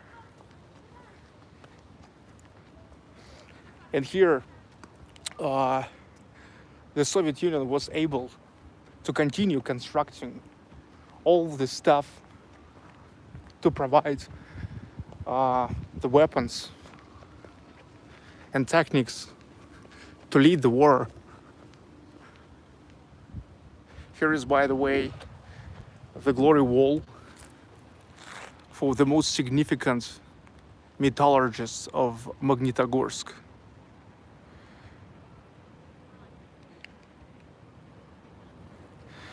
Chronicles of developments of Magnitogorsk iron and steel plants.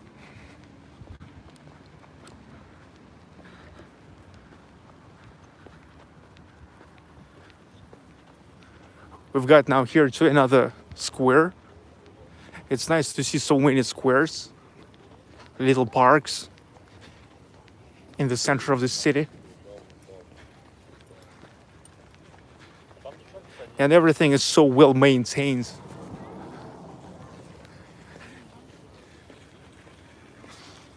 Yeah, why not? Because I told you that actually we have to understand that Magnitogorsk, it's a rich city.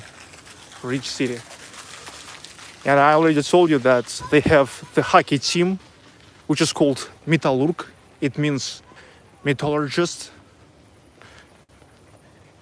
And this is one of the best hockey clubs in Russia, already since 1990s. That's because they even have money, sponsorship, the team, the whole team, and to pay a huge money for the best players.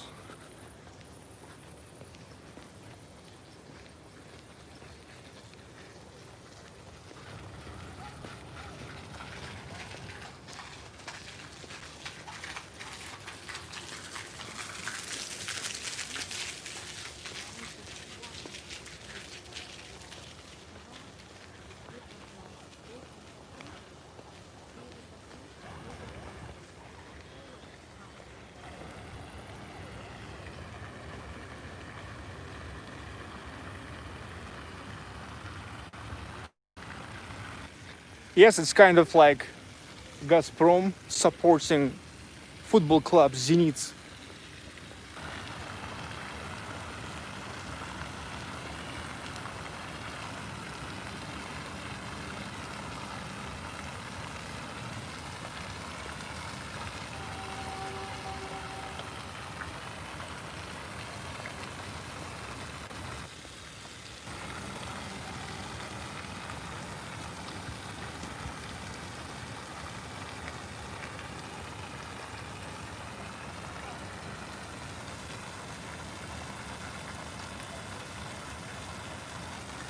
This is the fountain which is called Sail.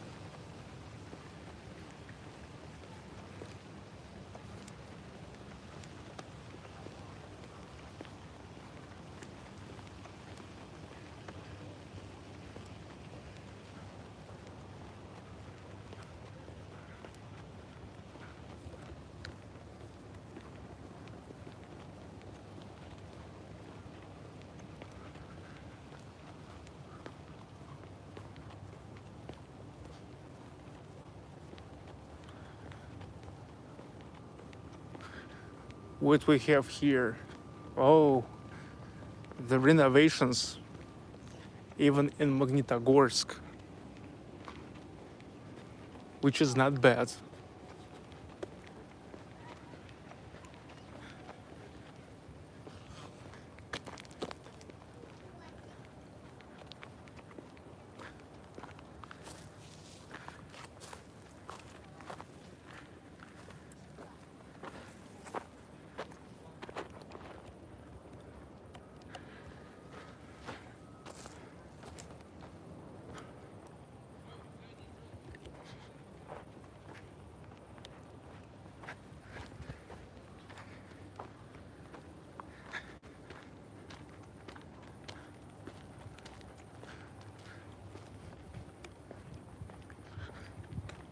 The cathedral,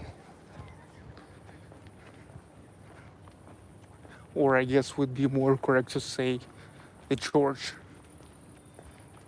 This is a new kind church.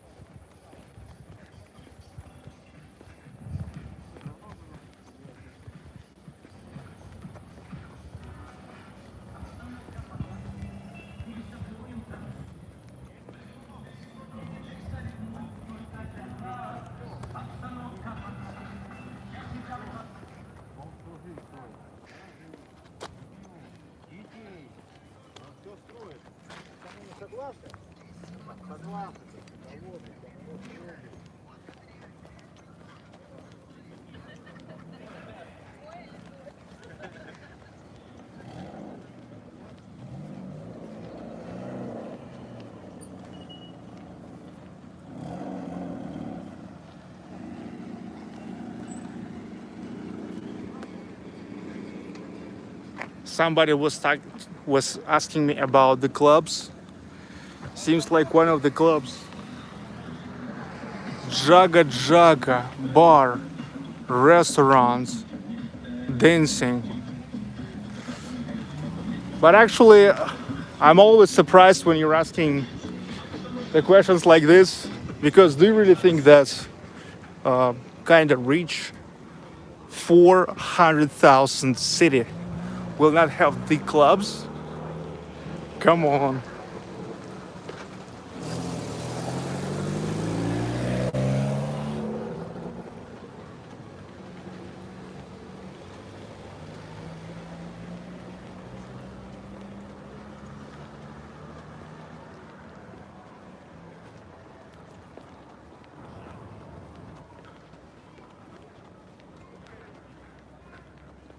Show us some restaurants, Sergey.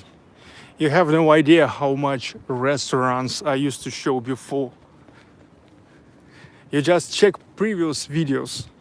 A lot of restaurants. As much as I had enough of people complaining like, oh, why so many restaurants? Reminds about likes. Yeah, let me remind you about likes.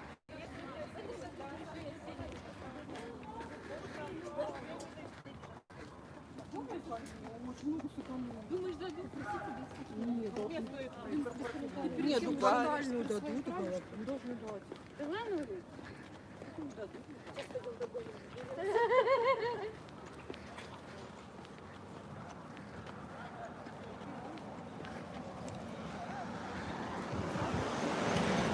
Sport complex. Different kinds of sports areas.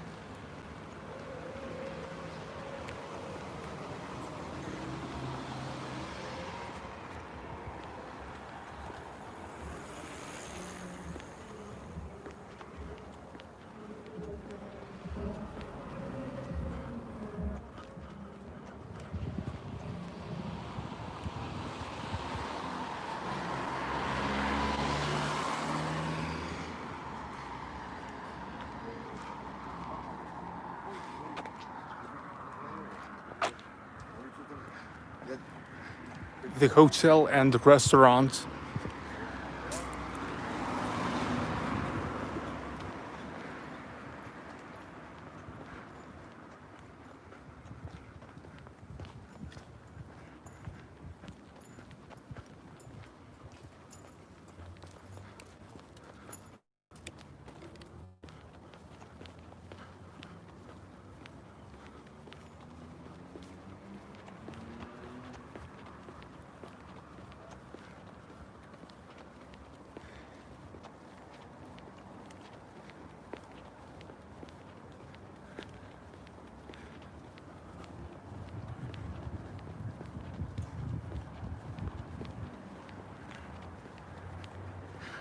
I'm now going to the most significant monument of Magnitogorsk.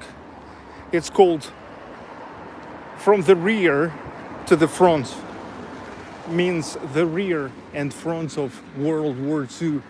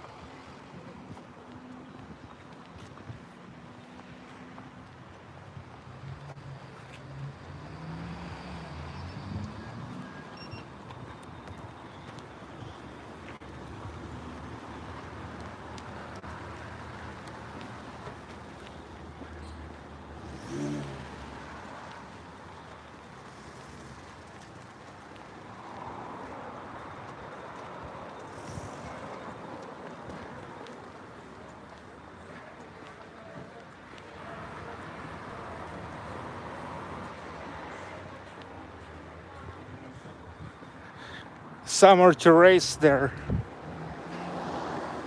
People enjoying their time. Friday night. They are telling you, sorry, it's not like on Nevsky.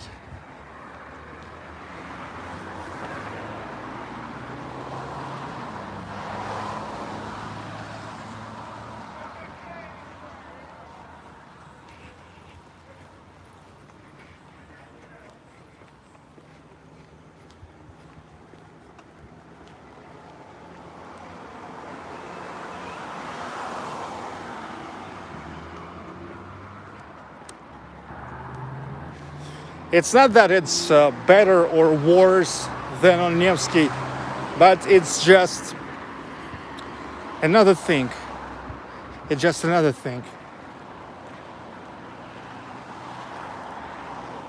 I think everything is good.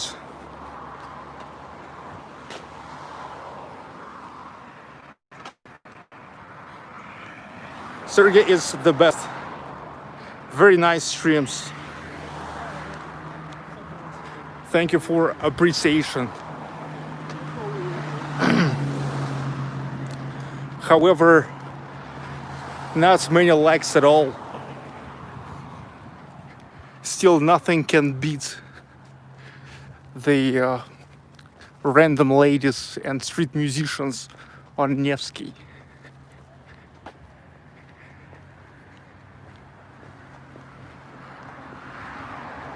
This is, by the way, paid parking.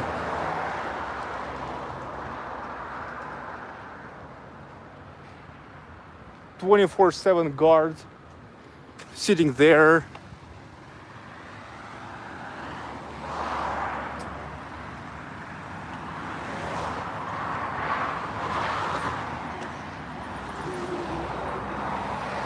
And watch for your cars.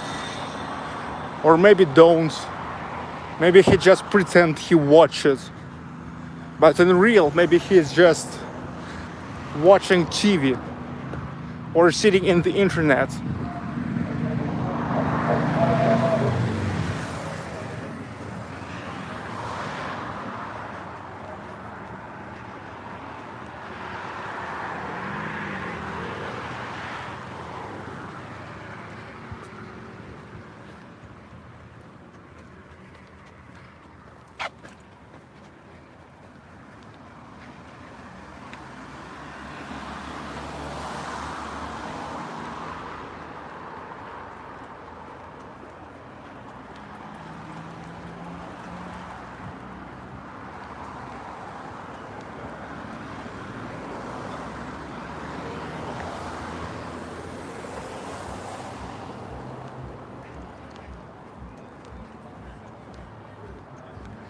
the central stadium.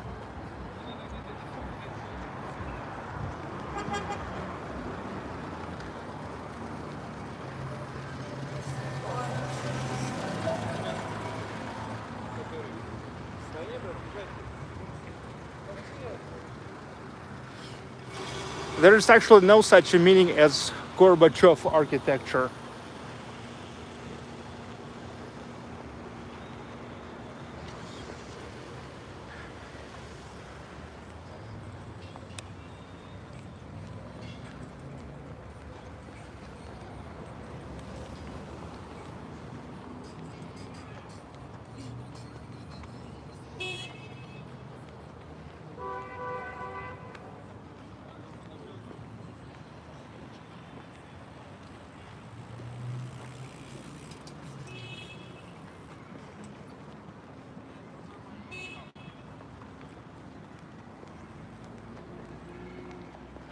Look, this is the parking for helicopter.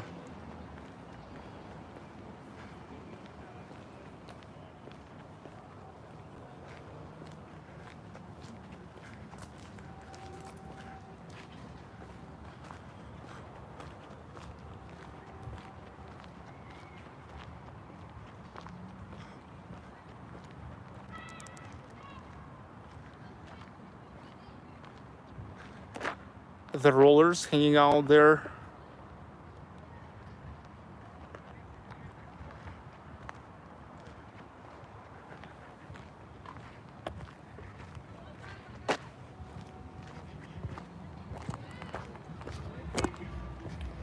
And here also renovations.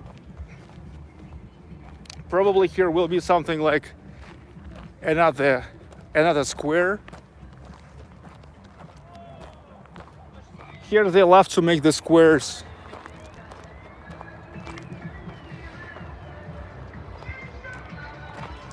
I think the iron and steel plants making a lot for the city here.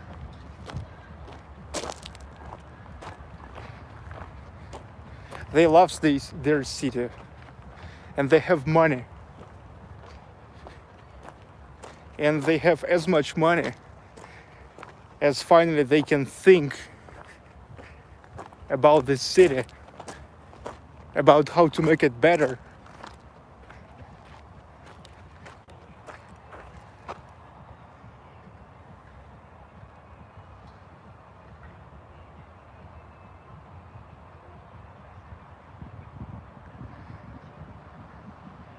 You know, all the skateboards, scooters and bikes, it's pretty okay for youth because they are actually spending a lot of energy doing the things like this.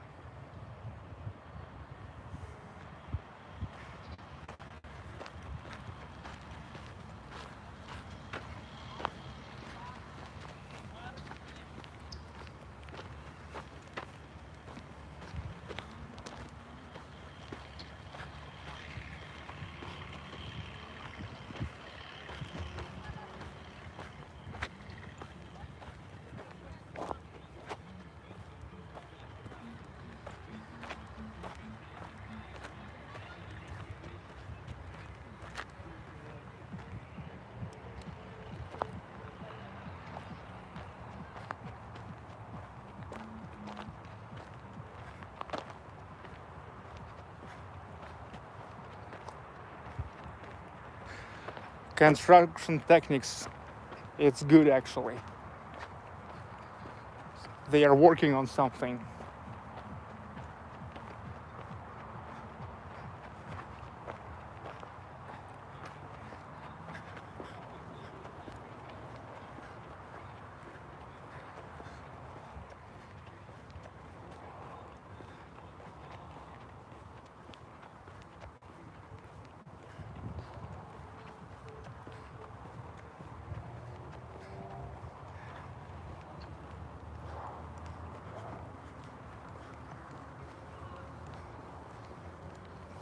Здесь отсюда можно, да, пройти к памятнику?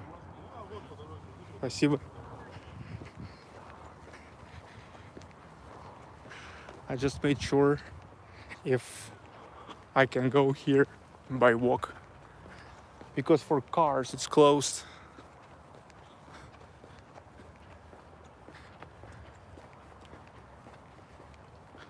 Magnitogorsk. Finally, I can see that monument. The first monuments of triptych of monuments. It means like the series of 3 monuments. Triptych, triplex. Well, in Russian language we say triptych. And it's time to make an overall. What I can say, I absolutely enjoy this my visit to like the real Ural. This is for the first time I'm in Magnitogorsk, and this is for the first time I'm like, I never been to Chelyabinsk, Ekaterinburg, Magnitogorsk, and now it's great to see this, to see how is the industrial city living. It's pretty much different than the central cities, than Moscow, than St. Petersburg. But I love it. I love it. I love it that in Russia, everywhere you can find its own specific atmosphere. It's not worse, not better, but it's just specific. And I absolutely love the historical city center, which is like a real archipelago of Stalinist architecture. So well done and well planned and in such a good condition. Pretty great.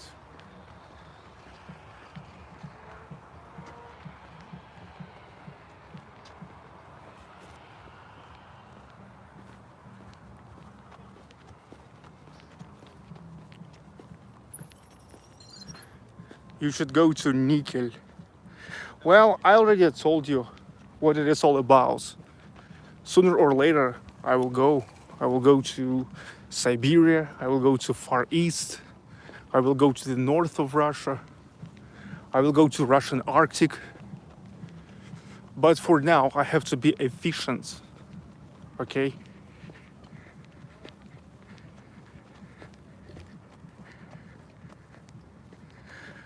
And finally, here we are. Here we are. And these monuments is just more significant than you may think. And now it came time for me to tell you about it. Look, this is the monument which is called from rear to the front. From the Soviet rear, I mean the regions like Ural, Siberia, where Nazis was not able to come because too far. Okay, so the rear, it's what is located way behind the front, and that's where was all the main work for providing the war. Okay, and this monument is one of 3 monuments, the series of 3 monuments. You all definitely knows the biggest monuments in Russia in Volgograd, former Stalingrad. It's called Motherland's Calling, okay? Mother Russia, Motherland's Calling. And look, here is the metallurgist looking to the east, okay? To the east. That's where is the factory located. And iron and steel plants. And he pass this word to the soldier who looking to the west. To the west, where was the front? Where was the war? And look, the second monument in this series, it's Mother Russia in Volgograd. And there, the Mother Russia is already, holding the sword there. And finally, the third one is located in Berlin. There's the soldier liberator having the swords pulled down into the ground. It's like everything is over.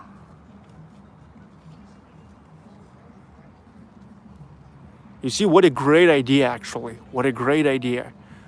What a great story. So once again, here, the metallurgist looking into the factory and giving the swords to the soldier. The sword symbolizes like all that work that the rear was making for the front. That's why it's called from the rear to the front. Okay, the soldier who looking to the war, to the west, to another side, got it, and he like gave it next to Mother Russia in Volgograd, where was one of the most terrible episodes of the Second World War, because you know, Volgograd back then, Stalingrad, was destroyed almost totally. And after all, there is another monument in Berlin. It's the monument to the soldier liberator. And he already have the swords pulled down into the ground. And here is actually the names. A lot of names of the people.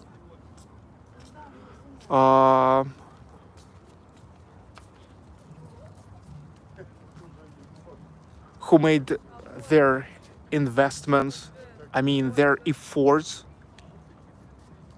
into the victory from Magnitogorsk.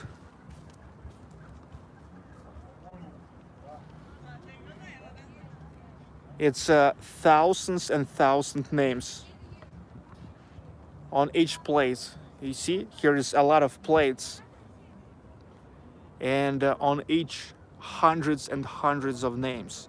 So in total, this is thousands and thousands of names. And also there, the memorial boards there.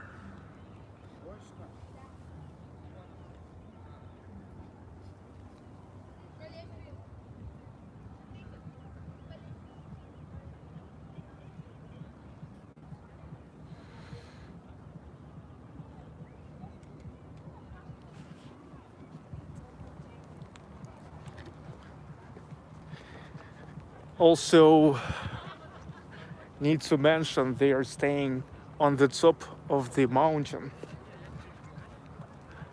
which is not mountain, hill, on the top of the hill next to Ural River. Ural. This is the Ural River. And also, like, let's say, motherland, Mother Russia, or Russia is calling, staying on the hill next to Volga River. It is staying next to Ural River. You see how everything is connected. What a huge sense laying in this. And this is, in my opinion, this is interesting. Because I'm Russian. Yeah, like, the random girls and street musicians on Nevsky, they are cool too. But I love the stuff like this as well.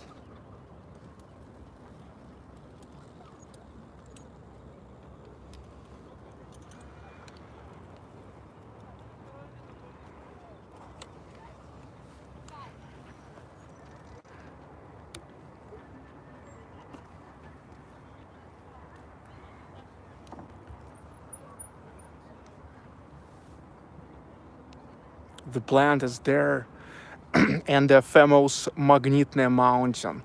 Now maybe it's hard to see this, but it is there. It's a pretty efficient, pretty rich mountain.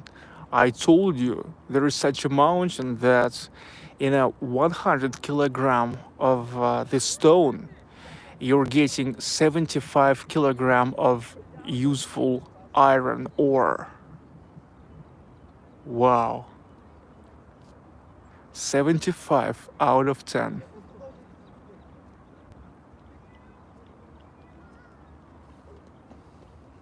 out of 100. 75 out of 100, of course.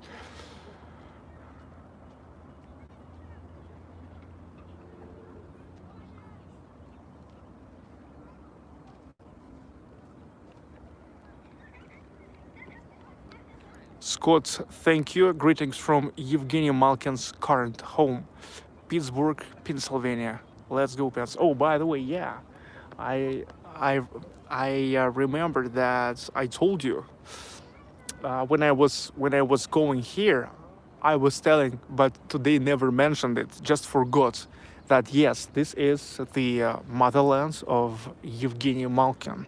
It's one of the best Russian players and one of the best players in the world, one of the most effective players in NHL now. He playing for Pittsburgh Penguins. Yeah, was born, raised here, educated in a local hockey school.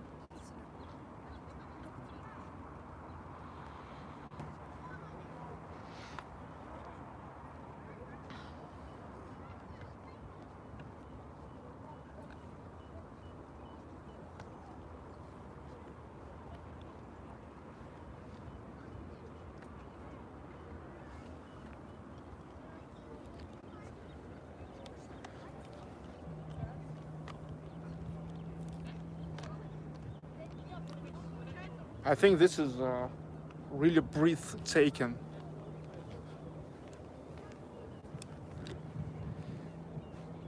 This is the real power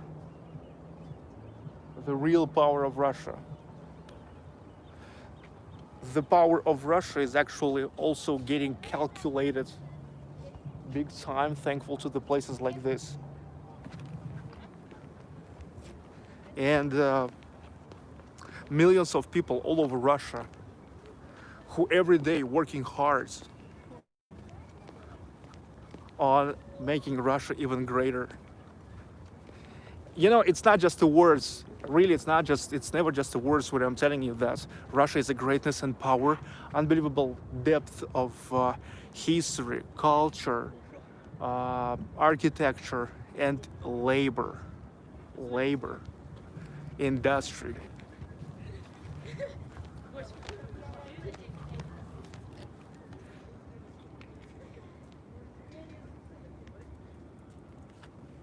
Прекрасно, прекрасно.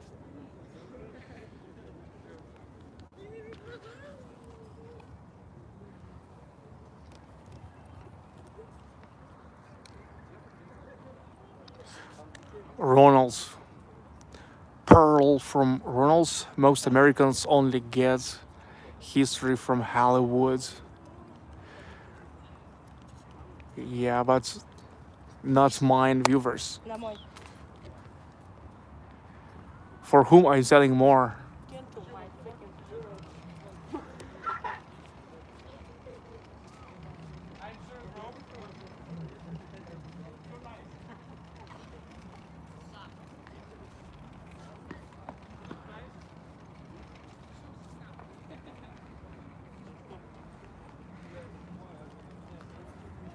Wow.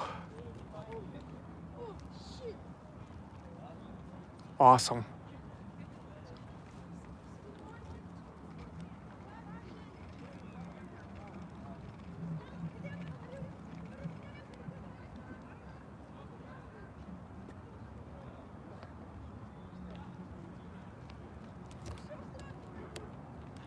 I'm trying to make it slow, very slow.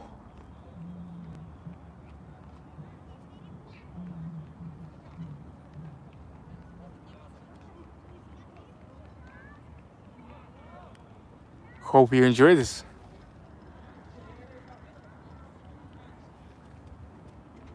Metallurgist and the soldier, getting the swords from him, and then giving away to the mother Russia and Volgograd.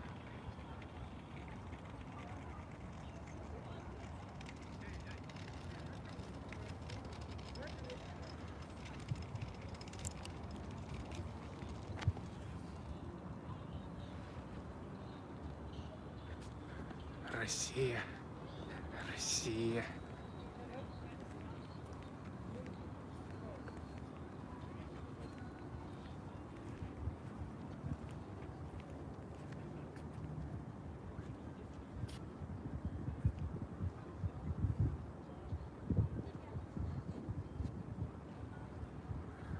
Lava Java Lava. Thank you, big time.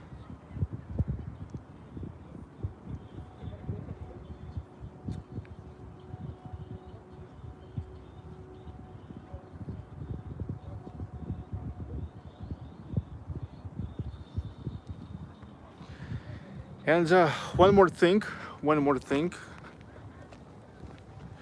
Here is the eternal flame, as always, to commemorate all those who fought for the victory in the Second World War. But it is made not like a usual eternal flame, but it looks like, you know, some kind of flower.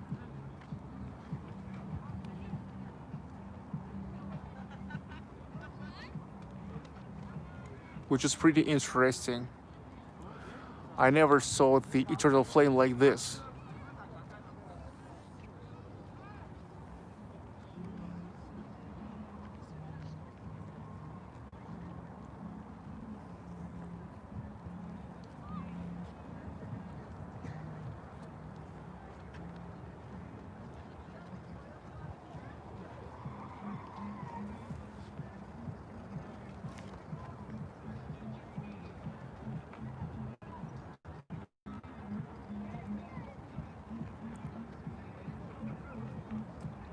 Looks awesome.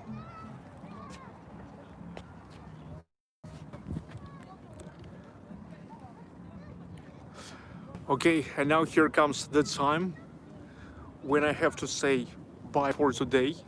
It's time for me to get back to the hotel and take a rest and start to get ready for the continue of the trip, the continue of the Ural trip. Let me remind you that tomorrow I go to Chelyabinsk.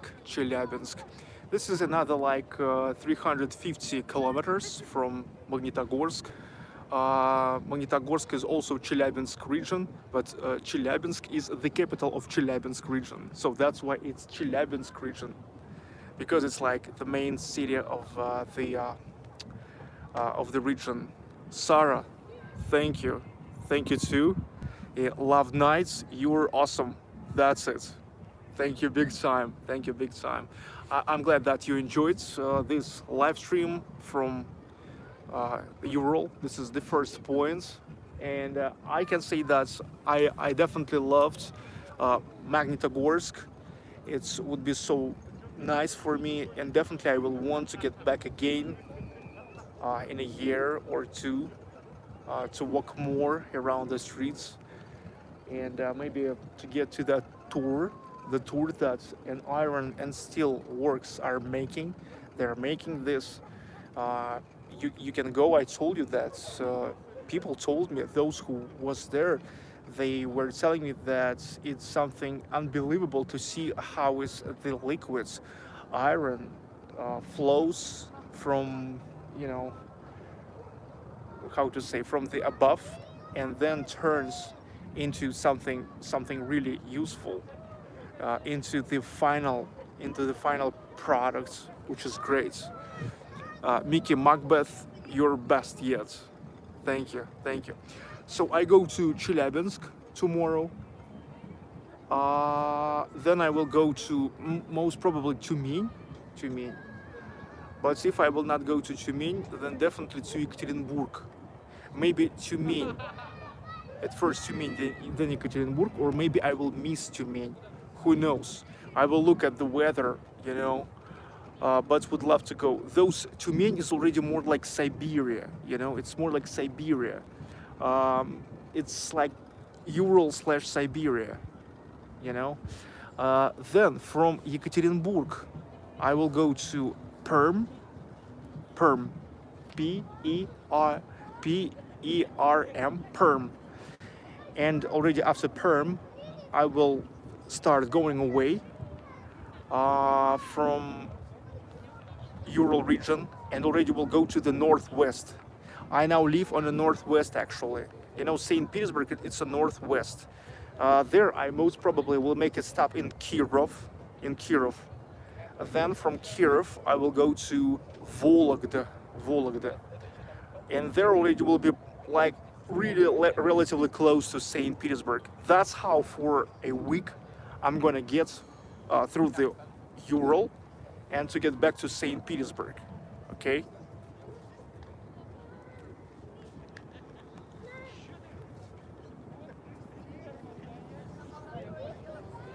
Okay, thank you for watching. Thank you for watching. Stay tuned. Keep watching. Comments, like, subscribe if you're not yet, and never forget to support this road trip at realrussiablog.com/Ural. The link in the description. See you tomorrow.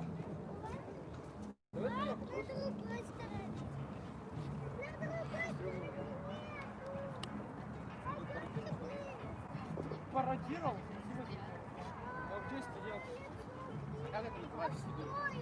Это называется... Ну точно не пародировал. Волна называется. А? Волна. Нет. Это уже советская.